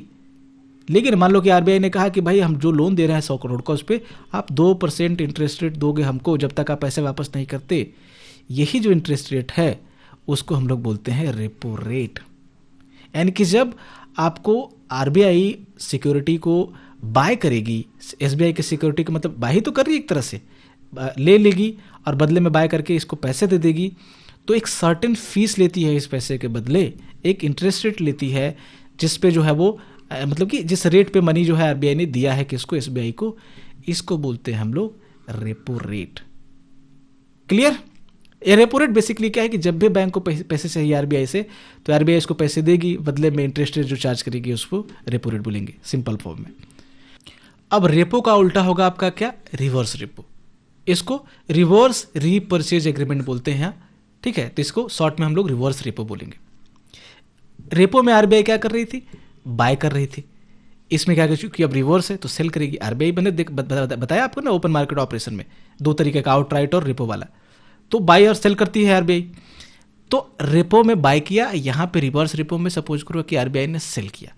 तो जब सेल किया और रेपो है, तो रेपो में मैंने फिर बोला था एक कॉन्सेप्ट कि एग्रीमेंट होगा रीपरचेज का, कि एक डेट होगा, एक प्राइस होगा। तो यहां पे जब सेल करेगी आरबीआई तो एक एग्रीमेंट जो है वो यहाँ पे साइन करेगी, उसमें एक डेट मेंशन होगा और एक प्राइस मेंशन होगी, जिस पे लिखा होगा कि हम इसको कब, किस डेट को, किस इस प्राइस पे जो है आरबीआई क्या करेगी, वापस से जो सेल किया है उसको रीपरचेज कर लेगी। इस एग्रीमेंट को कहा जाता है रिवर्स रीपरचेज एग्रीमेंट, या फिर शॉर्ट में रिवर्स रेपो। अब देखो उल्टा हो गया इधर से, थोड़ा जो एसबीआई वाला एग्जांपल देखा था हमने उसको वापस समझ लेते हैं। इधर एसबीआई है, इधर आरबीआई है। तो पहले एसबीआई रेपो में पैसा आपका आरबीआई दे रहे थे किसको? एसबीआई को, ये वाला, ठीक है? आरबीआई दे रही थी रेपो में इसको। तो आरबीआई चार्ज कर रही थी क्या? इंटरेस्ट रेट, जिसको बोलते थे हम लोग रेपो रेट। 2% मान लो चार्ज कर रही थे, 2% रेपो रेट हो गया। अब इस सिनारियो को उल्टा कर देते, रिवर्स रेपो का मामला है। तो अब एसबीआई का पैसा आरबीआई के पास जा रहा है। एक्चुअल में कब जा सकता है समझो, जब क्या हो ना कि आरबीआई एसबीआई के पास बहुत ज़्यादा ग्राहक नहीं हो, कोई कार लोन लेने वाला ना हो या कुछ जो भी, यानी कि शॉर्ट टर्म में इसके पास एक्स्ट्रा फंड हो। एक बार हालांकि पीछे थोड़ा सा मैंने हिंट दिया था इसके बारे में, एक्स्ट्रा फंड इसके पास पड़ा हुआ हो, तो एसबीआई क्या करेगी? उसको लगेगा कि यार चलो आरबीआई जो सिक्योरिटी सेल कर रही है उसी को मतलब कि खरीद लेते हैं, 2-3% इस पर इंटरेस्ट मिल जाएगा, 4% जो भी है। जैसे $100 बिलियन अगर इसके पास पड़े हुए हैं तो बहुत पैसा है ना। 2-3% अगर इस पर कमा लेती है तो कितने एम्प्लॉयों का वो सैलरी निकाल देगी इससे। तो एसबीआई जाकर के क्या करेगी? आरबीआई का ये जो बॉन्ड है खरीद लेगी। तो जब एसबीआई खरीद लेगी बॉन्ड को आरबीआई से, मान लो कि इसने $100 बिलियन में से $20 बिलियन के बॉन्ड इसने खरीद लिए, यानी कि $20 बिलियन किसके पास चला गया? एसबीआई का, आरबीआई के पास। यानी एसबीआई ने पैसे दिए आरबीआई को, एक तरह से देखो तो जब बॉन्ड खरीदेगी, $20 बिलियन आरबीआई के पास जमा कर दिए एसबीआई ने, तो आरबीआई क्या करेगी? इस पर थोड़ा बहुत इंटरेस्ट देगी। मान लो कि अब आरबीआई बोलेगी कि चलो आपको हम 2% इस पर इंटरेस्ट देते हैं, पहले इंटरेस्ट ले रही थी रेपो में, अब इंटरेस्ट दे रही है क्योंकि एसबीआई का पैसा आरबीआई के पास है। तो ये जो इंटरेस्ट आरबीआई देगी इस बॉन्ड पे जो एसबीआई खरीदेगी, इसको बोलेंगे क्या, ये जो रेट होगा उसको रिवर्स रेपो रेट बोलते हैं। क्लियर? तो रिवर्स रेपो रेट कौन देगी, मतलब आरबीआई पे करेगी, और रेपो रेट कौन पे करेगी, एसबीआई पे करेगी जब एसबीआई लोन लेगी आरबीआई से। तो ठीक है, कुछ लोग आपको यही बोलेंगे कि आरबीआई लोन लेती है एसबीआई से। नहीं भाई, आरबीआई को क्या जरूरत है लोन लेने की, लेकिन ये तरीका होता है जैसे आरबीआई पैसे लेती है एसबीआई से ताकि वो बॉन्ड खरीद सके और कुछ एक्स्ट्रा इनकम कमा सके एसबीआई। तो उसको बॉन्ड खरीदने के बदले उस बॉन्ड पे कुछ आपका रिटर्न देती है आरबीआई, उस रेट को बोलते हैं हम लोग रिवर्स रेपो रेट। तो इसको पढ़ लो, देखो, the rate at which money is withdrawn in this manner, यानी मनी विड्रॉ ही तो कर रही है, $100 बिलियन से $20 बिलियन आरबीआई ने खींच लिया, विड्रॉ कर लिया मार्केट से, और बदले में इंटरेस्ट रेट पे करना शुरू किया आरबीआई को। तो जो रेट पे किया उसको बोलेंगे रिवर्स रेपो रेट। जितना इजी वे में हो सकता था मैंने आपको देखो समझाने की कोशिश की। तो ये आपका जो रिजर्व बैंक ऑफ इंडिया है, ये जो रेपो ऑपरेशन कंडक्ट करती है ओपन मार्केट ऑपरेशन के थ्रू, या जो रिवर्स रेपो ऑपरेशन कंडक्ट करेगी, ये आपका जो मैच्योरिटी होता है इसका देखो कितना होता है। एक तो ओवरनाइट भी हो सकता है, शॉर्ट टर्म के लिए बेसिकली होता है ये, आपका 7 डेज हो सकता है, 14 डेज हो सकता है, और भी ज़्यादा इससे हो सकता है, डिपेंड करता है वो। तो ये जो आपका रेपो ऑपरेशन है और रिवर्स रेपो ऑपरेशन है, ये हाल फिलहाल में या फिर अभी रिसेंट जो डिकेड्स है उसमें मॉनेटरी पॉलिसी का एक बहुत इंपॉर्टेंट टूल बन गया है। आरबीआई क्या करती है कि जब उसको मार्केट से पैसा सक करना होता है, यानी कि मनी सप्लाई को डिक्रीज करना होता है, तो वो आपका ओपन मार्केट ऑपरेशन परफॉर्म करेगी। जब मार्केट में पैसा इन्फ्यूज करना होगा तो आपका ओपन मार्केट परफॉर्म करेगी। और हमने देखा किस तरह से बाय सेल करके जो है वो मनी सप्लाई को इंक्रीज या डिक्रीज कर सकती है। तो बहुत इंपॉर्टेंट मॉनेटरी पॉलिसी टूल है। अब बैंक रेट देखो क्या होता है, तो मैं इसको समझा देता हूँ आपको। तो नॉर्मल सिनेरियो की बात करते हैं। मैंने आपको बोला है ओपन मार्केट वाला नहीं लेते हैं, जब बैंक को पैसा चाहिए होगा नॉर्मली। तो चूंकि बैंकों के लिए लास्ट रिजॉर्ट के रूप में काम करता है आरबीआई, जब इसको कोई पैसे नहीं देगा तो कौन देगा, आरबीआई देगी। तो सपोज एसबीआई को फंड की जरूरत पड़ी कि कुछ पैसे इसको चाहिए लोन के रूप में, तो किसके पास जाएगा, आरबीआई के पास जाएगा। तो आरबीआई से इसने पैसे लिए। अब एसबीआई से आरबीआई ने पैसे लिए, तो एसबीआई कुछ उसको जब लोन लिए हैं आरबीआई से तो कुछ इंटरेस्ट रेट पे करेगा। तो जो इंटरेस्ट रेट पे करेगा नॉर्मल कंडीशन में उसको हम क्या बोलते हैं, बैंक रेट बोलते हैं। कोई गारंटी वारंटी नहीं होगी साइन में, वो रेपो वाला इस पे मामला हम लोग इसमें नहीं लेंगे, ठीक है। तो इसको बैंक रेट हो गया। अब कैसे इसको मनी सप्लाई को कंट्रोल करेगी आरबीआई, इसको यूज करके, क्योंकि जब इसको क्या करना होगा कि जब मनी सप्लाई को डिक्रीज करना होगा तो आरबीआई क्या करेगी, बैंक रेट को इंक्रीज कर देगी। जब बैंक रेट को इंक्रीज करेगी आरबीआई, तो जो भी बैंक होंगे बाकी, जैसे एसबीआई को लेना है, पीएनबी को लेना है, सारे बैंकों के लिए लोन लेना क्या होगा, महंगा हो जाएगा आरबीआई के लिए, आरबीआई से एक्सपेंसिव हो जाएगा। जब क्योंकि ज़्यादा पे करना पड़ेगा उसको। मान लो कि पहले 4% पे आरबीआई दे रही थी एसबीआई को लोन या बाकी बैंकों को, अब बोलेंगे कि हाँ आपको 10% पे देंगे। तो जब ज़्यादा रेट पे आप लोन दोगे तो ज़्यादा पैसा पे करेगी। जब ज़्यादा पैसा पे करेगी तो उसके पास जो रिजर्व होगा वो घटेगा, मतलब उसके पास पहले के मुकाबले बैंकों के पास कम पैसा रहेगा। जब पहले के मुकाबले बैंकों के पास कम पैसा रहेगा तो मनी सप्लाई डिक्रीज होगा। जब ज़्यादा पैसा बैंकों के पास होता है तो ज़्यादा लोन देती है तो मनी सप्लाई इंक्रीज होता है, लेकिन कम है तो मनी सप्लाई घटेगी। जब मनी सप्लाई को आरबीआई को इंक्रीज करना होगा तो बैंक रेट को क्या करेगी, डिक्रीज कर देगी, फॉल कर देगी। तो क्या होगा कि बैंकों को अब कम रेट पे लोन मिलेगा, ज़्यादा लोन लेंगे, और चूंकि कम वो पैसा पे करना पड़ेगा उनको, तो उनका रिजर्व जो है वो कम डिप्लीट होगा, ठीक है, यानी कि ज़्यादा पैसा आ जाएगा बैंकों के पास, तो आपका मनी सप्लाई इंक्रीज होगा। तो ये आपका बैंक रेट हुआ।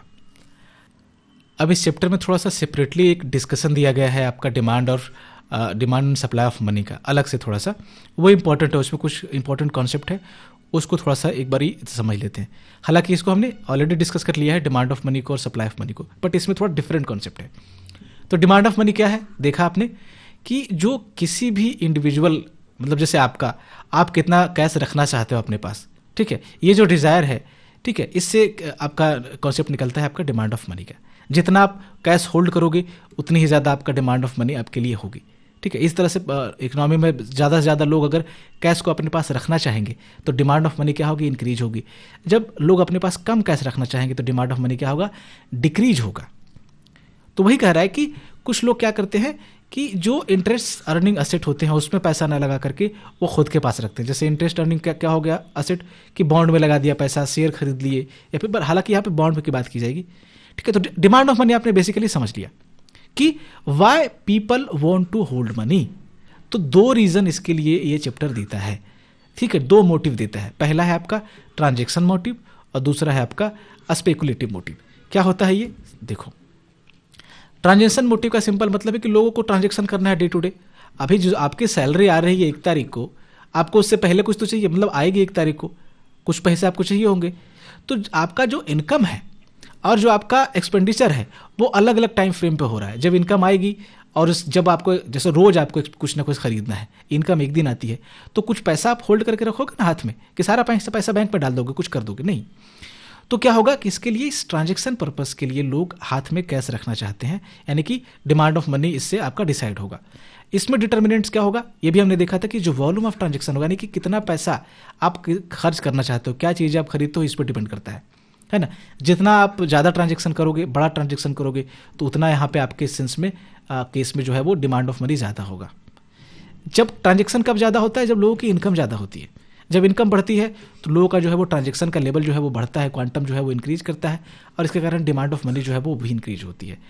अब वेलोसिटी ऑफ सर्कुलेशन क्या होता है, देखो जितने लोगों के हाथ में पैसा गया, यानी पैसे ने जितना हाथ चेंज किया, उसको हम लोग बोलते हैं वेलोसिटी ऑफ सर्कुलेशन, यानी कि the number of time unit of money changes hand during a specific period. Suppose करो कि ए के पास पैसा था, ए ने खरीदा कुछ बी से, तो पैसा बी के पास चला गया। फिर बी ने उस पैसे से कुछ खरीद लिया सी से, तो सी के पास चला गया। फिर सी ने उस पैसे से खरीद लिया डी से, ठीक है। तो इस केस में मतलब अगर 3 लोगों के हाथ में पैसा गया तो जो वेलोसिटी ऑफ सर्कुलेशन है वो 3 हो जाएगा, 4 लोगों के हाथ में गया तो 4 हो जाएगा। ये सिंपल कंसेप्ट है, कितना हाथ चेंज हुआ है, कितने लोगों के पास गया पैसा वो घूम करके। तो वो हो गया आपका ट्रांजेक्शन मोटिव, कि लोगों को ट्रांजेक्शन करना है, उसके लिए वो पैसा उसको रखना पड़ेगा। दूसरा है स्पेकुलेटिव मोटिव। जैसे क्या है ना कि आपको कुछ लग रहा है कि यार ये जो ज़मीन की प्राइस है ना वो बढ़ जाएगी बाद में, तो आप क्या करोगे, ज़मीन खरीद लोगे, उसमें पैसा डालोगे, तो उसके लिए आपको कैश चाहिए, खरीदने के लिए जो भी है पैसा चाहिए। शेयर खरीदना है तो उसके लिए पैसा चाहिए। तो इस पर्पस के लिए लोग क्या करते हैं कि वेल्थ को जो है वो मनी के फॉर्म में रखते हैं, ठीक है, लिक्विड फॉर्म में रखते हैं। जब कैश रखेंगे मतलब कहीं पे उसको इन्वेस्ट कर सके, उस वैल्यू में, मतलब उस चीज़ में जिसकी जो वैल्यू है, मतलब कि फ्यूचर में इंक्रीज करने वाली है। तो जैसे अभी ज़मीन आपको खरीदनी होगी तो आप बैंक से पैसा निकाल कर रखोगे ना, आप देखोगे कहीं पे प्लॉट लॉट ये सारी चीज़ें, ठीक है, मतलब लोग रखते हैं इसके लिए। या फिर बॉन्ड में पैसा लगाना होगा आपको तो रखते हो, क्यों, क्योंकि ताकि बॉन्ड का अगर इंक्रीज करता है, उसका इंटरेस्ट रेट अगर अच्छा मिलता है, उसकी प्राइस इंक्रीज करती है, तो आपको इससे फ़ायदा हो। बॉन्ड क्या होता है उसको समझो, बॉन्ड पे ही बात करेंगे बेसिकली हम लोग इसमें, बॉन्ड मार्केट पे। तो बॉन्ड क्या होता है कि एक पीस ऑफ पेपर है बेसिकली। जैसे अगर गवर्नमेंट बॉन्ड हो गया या फिर प्राइवेट बॉन्ड हो गया, कोई कंपनी को पैसा चाहिए तो कंपनी बोलेगी कि ये हमारा बॉन्ड है, इस पे ये 100 रुपये का है, अगर आप इसको खरीदते हो और हमें 100 रुपये देते हो तो हम आपको क्या करेंगे, 10% या 5% का जो है वो इंटरेस्ट देंगे आपको पर ईयर, और बदले में 2 साल के बाद या 3 साल के बाद जब भी ये मैच्योर हो जाएगा, हमें आप जब लौटाओगे तो 3 साल के बाद आपको ये 100 रुपये जो आपके थे वो भी वापस कर देंगे। तो साथ में आप हर साल आप कुछ इंटरेस्ट कमा सकते हो, और कुछ समय के बाद जो आपका प्रिंसिपल था वो आपको वापस मिल जाएगा आपका पैसा, तो आपके लिए प्रॉफिट है। या तो कोई गवर्नमेंट इस तरह से बॉन्ड जारी करे तो गवर्नमेंट बॉन्ड हो जाएगा जो आरबीआई वाले सेंस में हमने बात की, ठीक है। तो ये क्या होता है कि ये प्रॉमिस करता है फ्यूचर जो है वो बेनिफिट, मॉनेटरी रिटर्न, ये आपका बॉन्ड बताता है, ठीक। बेसिकली एक डेट इंस्ट्रूमेंट ही है ये, कि 100 रुपये कोई किसी को डेट चाहिए कंपनी को तो वो बॉन्ड जारी कर देगा। तो ये कोई भी जो इंडिविजुअल होगा उसको चूज करना पड़ेगा कि वो मनी को अपने कैश के फॉर्म में हाथ में रखना चाहता है या फिर उससे कुछ बेनिफिट कमाना चाहता है और बॉन्ड खरीदना चाहता है, ठीक है। तो ये डिपेंड करता है आपका कि बॉन्ड का जो उस समय इंटरेस्ट रेट, मार्केट में इंटरेस्ट रेट कितना होगा, बॉन्ड का रिटर्न कितना होगा, कितना दे रहा है वो, इस पर डिपेंड करेगा। तो इससे कॉन्सेप्ट निकल के आएगा बॉन्ड मार्केट रिलेशनशिप, इसको समझते हैं। तो बॉन्ड और मार्केट में जो इंटरेस्ट रेट चल रहा है उसमें दोनों में क्या होता है, उल्टा रिलेशन होता है, इन्वर्स रिलेशनशिप होता है। किसके बीच में, जो मार्केट रेट ऑफ इंटरेस्ट है और प्राइस ऑफ बॉन्ड है उसके बीच में। यानी कि जब इंटरेस्ट रेट जो है वो राइज करेगा, बढ़ेगा, तो बॉन्ड की प्राइस जो है वो गिरेगी। मान लो कि ये जो 100 रुपये का बॉन्ड आपने किसी का खरीदा था, उस पर 5% का आपको रिटर्न मिल रहा था, ठीक है, और इस समय आपको नॉर्मल 5 थोड़ा सा बढ़ा लेते हैं, चलो, आपको 8% का इस पर रिटर्न मिल रहा था। एफडी में आपको 7% का रिटर्न मिल रहा था, तो आपको लगा यार पैसा एफडी में रखने से अच्छा है कि बॉन्ड खरीद लिया जाए, थोड़ा सा ज़्यादा रिटर्न है उस पर, समझ रहे हो। तो क्या होगा कि इस कंडीशन में आप क्या करोगे, बॉन्ड खरीदोगे।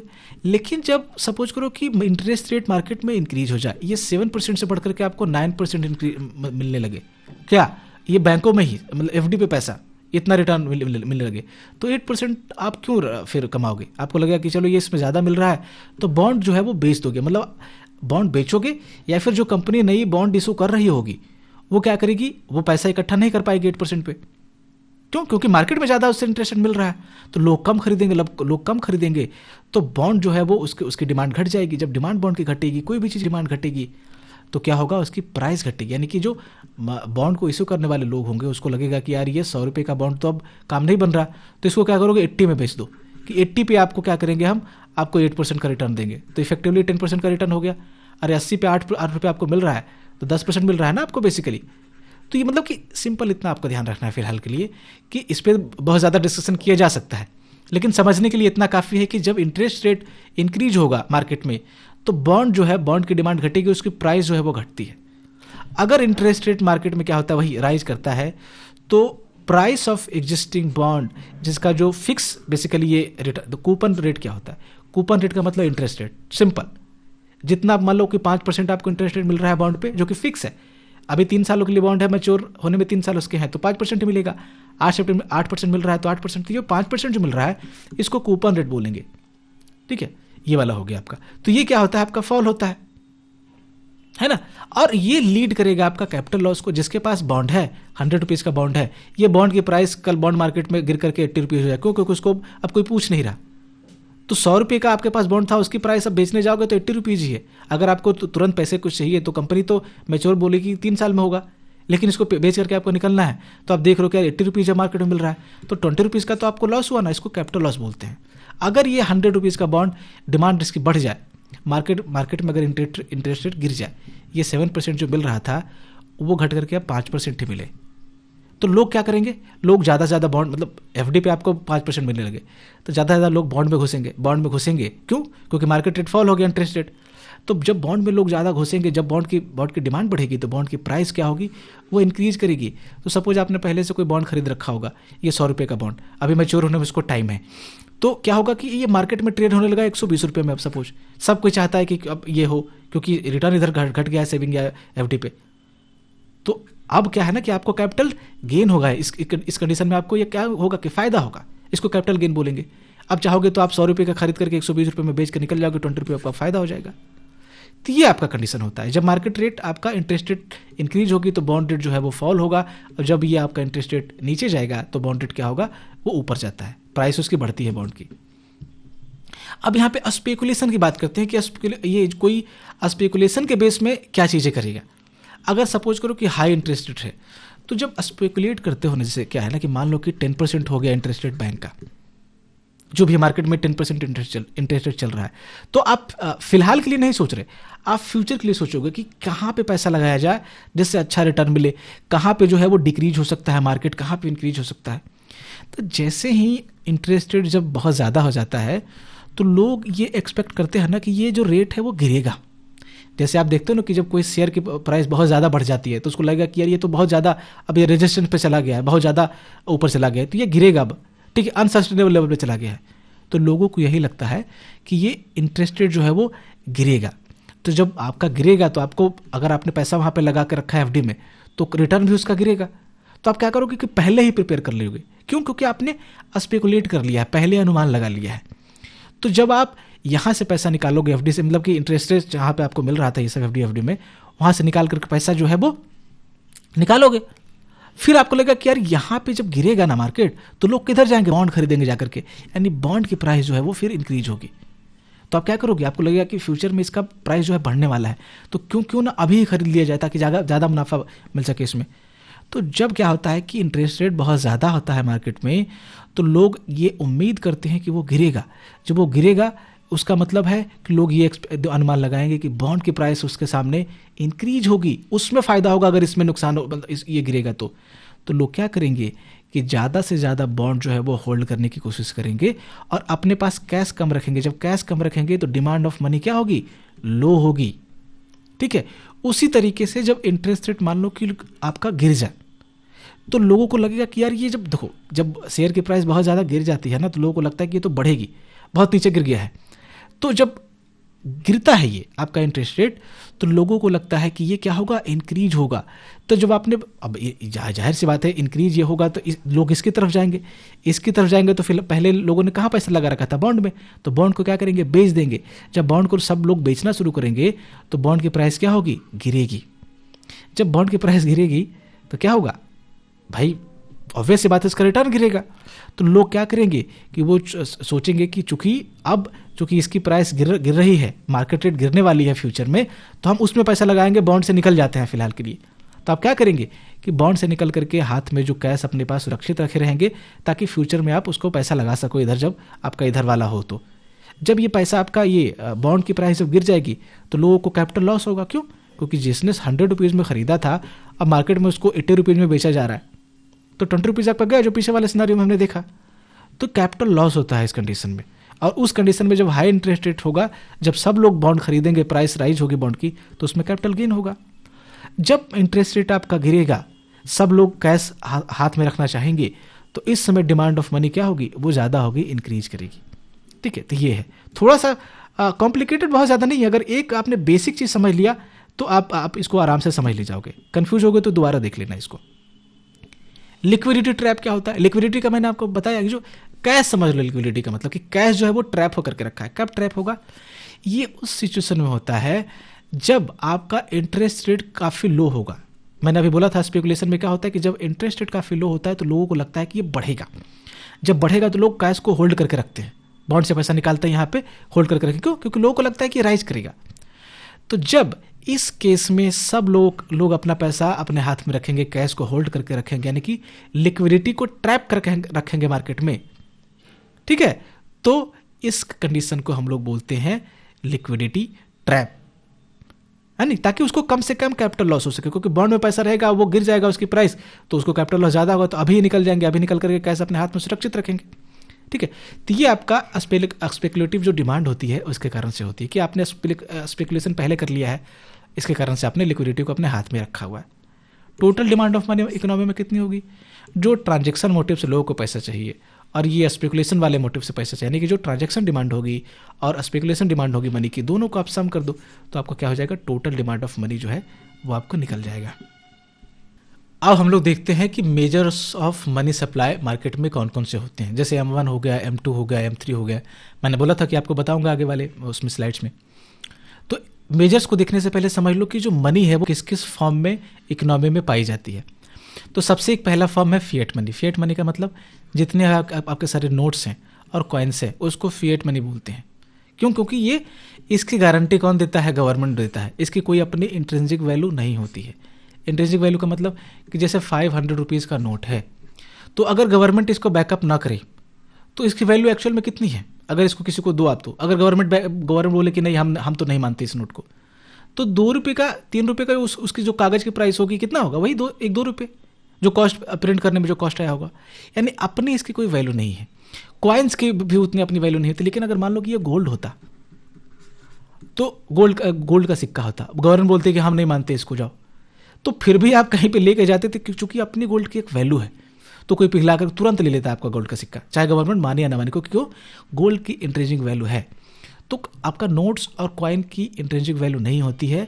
इसकी वैल्यू कब होती है?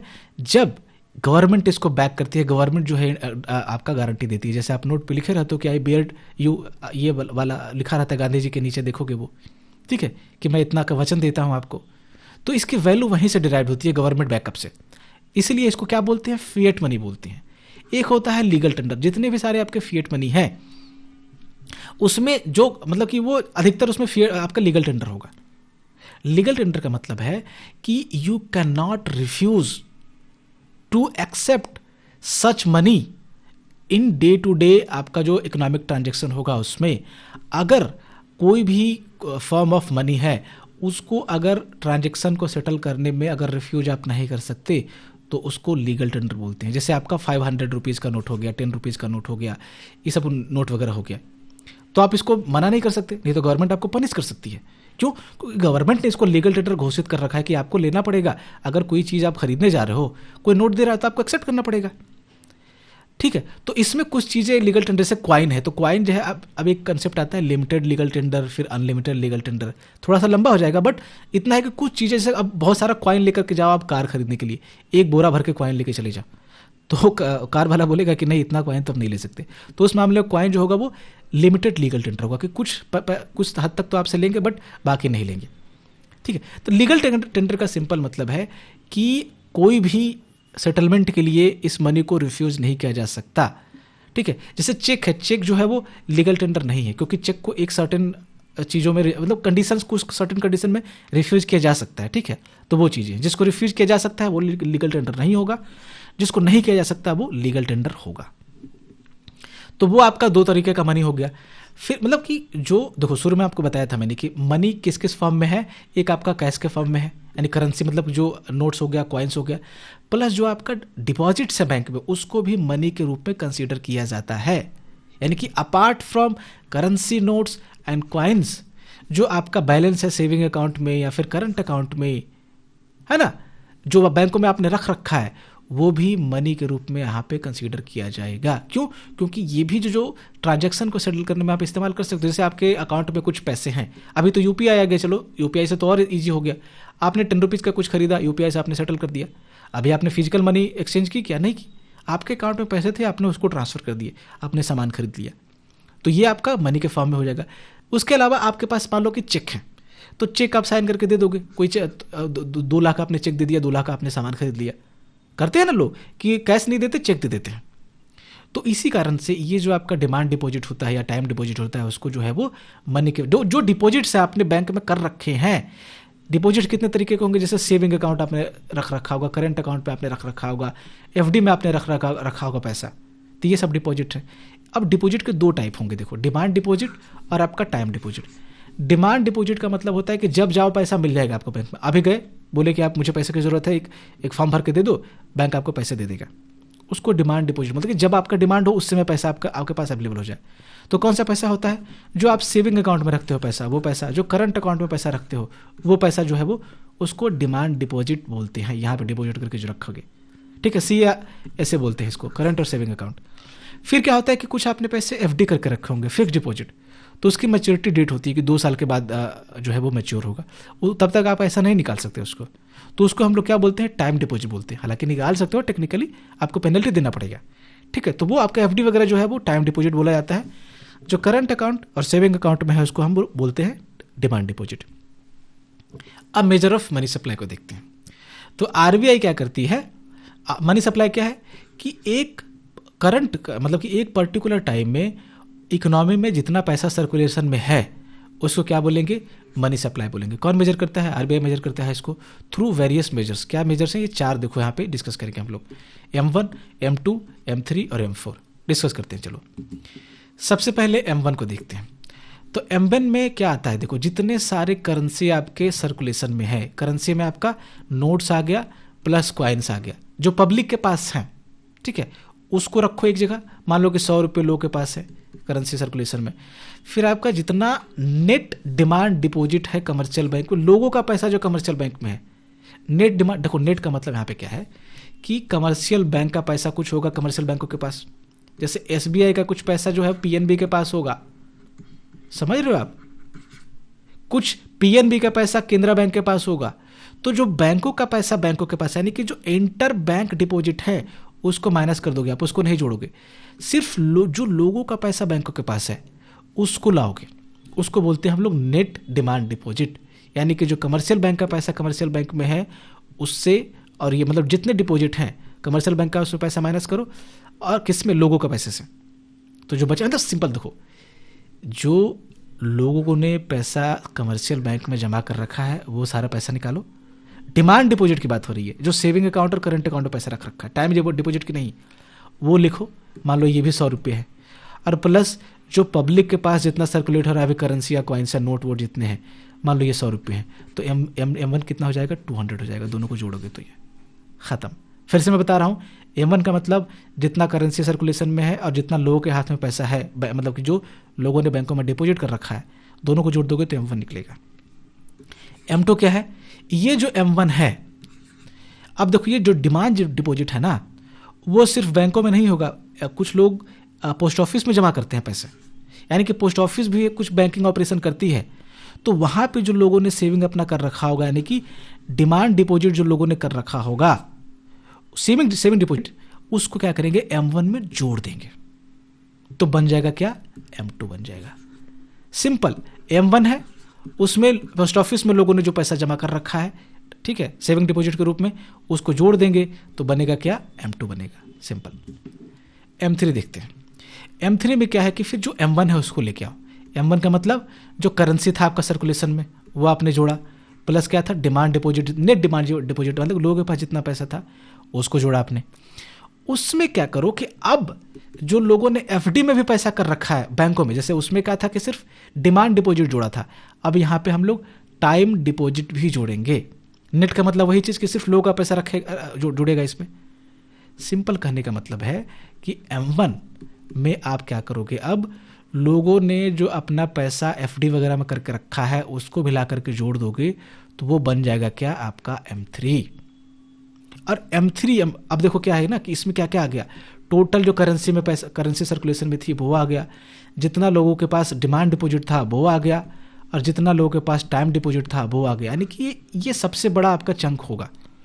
यही जो है आपका M3 है, इसी को सबसे कॉमन रूप में यूज़ किया जाता है as a measure of money supply economy में। इसको एग्रीगेट मनी रिसोर्सेज भी बोलते हैं, ये ध्यान रखना। M3 को एग्रीगेट मॉनेटरी रिसोर्सेज बोलते हैं। कभी पूछा जाए, क्वेश्चन आ जाए, तो ये आपको फोकस करना पड़ेगा इस पे। M4 क्या होगा, M4 होगा कि जो M3 हुआ, M3 में क्या है, जो M1 है, यानी कि M1 में क्या है, फिर देखो, फिर बार बार इसलिए बता रहा हूँ तो आपको रिपीट हो जाए सारा चीज़। M1 में क्या है, जो जितने सारे आपके करेंसी सर्कुलेशन में है, notes and coin, plus demand deposit आपका टोटल हो गया, लोगों के पास जितना पैसा है, ये M1 हो गया। अब इस M1 में जोड़ा हमने क्या, जो टाइम डिपॉजिट था लोगों के पास FD में पैसा, वो जोड़ दिया जो बैंकों में था वो वाला, तो बन गया क्या आपका, ये M3 बन गया। M3 बन गया ना, ये टोटल ये हो गया, M3 हो गया। अब इस M3 में क्या करें, देखो अब जो ये लोगों ने पैसा जमा कर रखा होगा टाइम डिपॉजिट, वो कुछ FD वगैरह से पोस्ट ऑफिस में भी करवा रखा होगा ना, तो पोस्ट ऑफिस का टोटल पैसा इसमें हम जोड़ देंगे। ये नहीं देखेंगे कि टाइम है डिपॉजिट है या फिर आपका सेविंग डिपॉजिट है या फिर डिमांड डिपॉजिट है। टोटल जो डिपॉजिट लोगों ने पोस्ट ऑफिस में कर रखे होंगे उसको M3 में जोड़ दोगे, यानी कि ये जो टोटल पैसा था इसमें एक और ले आओगे पोस्ट ऑफिस डिपॉजिट भी, तो जो बनेगा उसको बोलते हैं हम लोग M4। इसमें आपको ध्यान रखना है कि जो NSC में जो नेशनल सेविंग सर्टिफिकेट होता है, ये भी एक तरह से बॉन्ड है, तो इसमें लोग पैसा लगाते हैं पोस्ट ऑफिस के थ्रू, तो इसका पैसा जो इसमें लोगों ने पैसा लगा रखा है उसको जो है आपको नहीं जोड़ना है। सिंपल, ठीक है। तो ये आपका M4 हो गया। तो M1, M2, M3, M4। अब बताओ लिक्विडिटी किसका ज़्यादा होगा। तो लिक्विडिटी जब भी आपको डिसाइड करना होगा तो इस तरह से आप लिख लेना M1, M2, M3, M4, और ये डिक्रीजिंग ऑर्डर में इसकी लिक्विडिटी होगी, यानी सबसे जो ऊपर होगा सबसे ज़्यादा लिक्विड होगा, यानी कि इसको सबसे जल्दी आप कैश के रूप में कन्वर्ट कर सकते हो, और जैसे जैसे नीचे आएंगे वैसे वैसे इसकी लिक्विडिटी जो है वो घटती जाएगी। तो M4 की लिक्विडिटी सबसे कम होगी, तो M1 की सबसे ज़्यादा, फिर M2 की M1 से कम, M3 की M2 से कम, और सबसे कम M4 की। ठीक है, तो ये हमने डिस्कस कर लिया। अब ये जो आपका M1 और M2 है इसको बोलते हैं हम लोग क्या, नैरो मनी। M1 M2 को नैरो मनी बोलेंगे, और ये जो M3 और M4 है उसको क्या बोलेंगे, ब्रॉड मनी बोलेंगे। इस नाम से इसको जाना जाता है बस, ठीक है। तो ये आपको थोड़ा फैक्ट है, आपको ये याद रखना पड़ेगा। अब लास्ट में एक बॉक्स दिया हुआ है उस चैप्टर में, डीमोनेटाइजेशन, उसमें डिस्कस किया गया है, तो बहुत ज़्यादा इंपॉर्टेंट है नहीं, बट चलो। नवंबर 2016 में मोदी जी टीवी पे आते हैं और बोलते हैं कि आपका जो 500 रुपये का नोट था, मतलब पुराना वाला, ठीक है, और ये आपका 1000 वाला, वो आज से लीगल टेंडर नहीं है, मतलब अब कोई भी बाध्य नहीं है इसको क्या करने के लिए, एक्सेप्ट करने के लिए इकोनॉमी में। इसको कोई मतलब नहीं एक्सेप्ट करेगा, मतलब आपका पैसा वेस्ट हो गया, वेस्ट नहीं होगा। हालांकि आप जाकर के बैंकों में इसको एक्सचेंज करवा सकते थे, टाइम दिया गया था गवर्नमेंट ने, मतलब गवर्नमेंट ने टाइम दिया था उसके लिए, ठीक है। तो सिंपल था कि लीगल टेंडर का जो स्टेटस था, जो ओल्ड आपका मतलब नवंबर 2016 में उस समय जो चल रही थी करेंसी, वो जो उसमें 5 और 1000 रुपीज़ के करेंसी नोट के लिए स्टेटस को विड्रॉ कर लिया गया था। इस प्रोसेस को कहा गया आपका डीमोनेटाइजेशन। फिर नई करेंसी यहाँ पे इंट्रोड्यूस की गई 500 की और 2000 की, और उससे लोगों ने उसको अदला बदली किया। ऑब्जेक्टिव इसका ये था कि करप्शन को रोकना, ब्लैक मनी को ख़त्म करना, टेररिज्म को ख़त्म करना, फेक करेंसी जो मार्केट में चल रही है उसको जो है वो रोक देना। तो ये सारे ऑब्जेक्टिव थे, कुछ हुए फुलफिल, मतलब लगभग पैसा वापस आ गया ये सब। चलो चैप्टर को ख़त्म करते हैं, कंक्लूड करते हैं। तो क्या क्या समझा हमने देखा कि कैसे बार्टर सिस्टम में प्रॉब्लम थी और उसको एफिशिएंट बनाने के लिए मॉडर्न सिस्टम क्या करता है, मनी का ईजाद किया। उसने मनी को जो है वो ट्रांजेक्शन में यूज़ करता है। फिर हमने ये देखा कि जो आपका मनी है वो उसमें सिर्फ करेंसी नोट ही नहीं आता, बल्कि जो बैंकों में हमारे डिपॉजिट पड़े हुए हैं, सेविंग डिपॉजिट, मतलब कि जो डिमांड डिपॉजिट है या फिर टाइम डिपॉजिट है, उसको भी हम लोग करेंसी के फॉर्म में जो है वो मतलब मनी के फॉर्म में कंसीडर करते हैं। कमर्शियल बैंकों में हमने रखा है और उसको क्रेडिट क्रिएशन के प्रोसेस में उसको इस्तेमाल करते हैं। उसके बाद हमने देखा कि आरबीआई का बहुत इंपॉर्टेंट रोल होता है किसी भी इकोनॉमी में, क्योंकि ये सेंट्रल बैंक होती है आरबीआई इकोनॉमी की या कंट्री की, और ये आपका ये जो सप्लाई ऑफ मनी है इसको कंट्रोल करता है थ्रू वेरियस पॉलिसी टूल्स, जिसको हमने आपका क्वालिटेटिव टूल, क्वांटिटेटिव टूल देखा हमने, CRR क्या था, SLR क्या था, ये सब चीज़ें हमने देखी। ठीक है, तो ये आपका डिस्टिंग्विश करता है ये चैप्टर कि जो मोटिव है लोगों का किस चीज़ के लिए, मनी को होल्ड करने के लिए। लोग कैश में रखना चाहते हैं मनी को, उसके लिए डिफरेंट मोटिव होते हैं लोगों की, जैसे ट्रांजैक्शन मोटिव होता है, आपका स्पेकुलेटिव मोटिव होता है, ये सारे कि लोगों का इंटरेस्ट रेट भविष्य में बढ़ सके या घट सके, तो उसके हिसाब से लोग अपनी चीज़ों को एडजस्ट कर पाए। तो this is it for today, thanks for watching.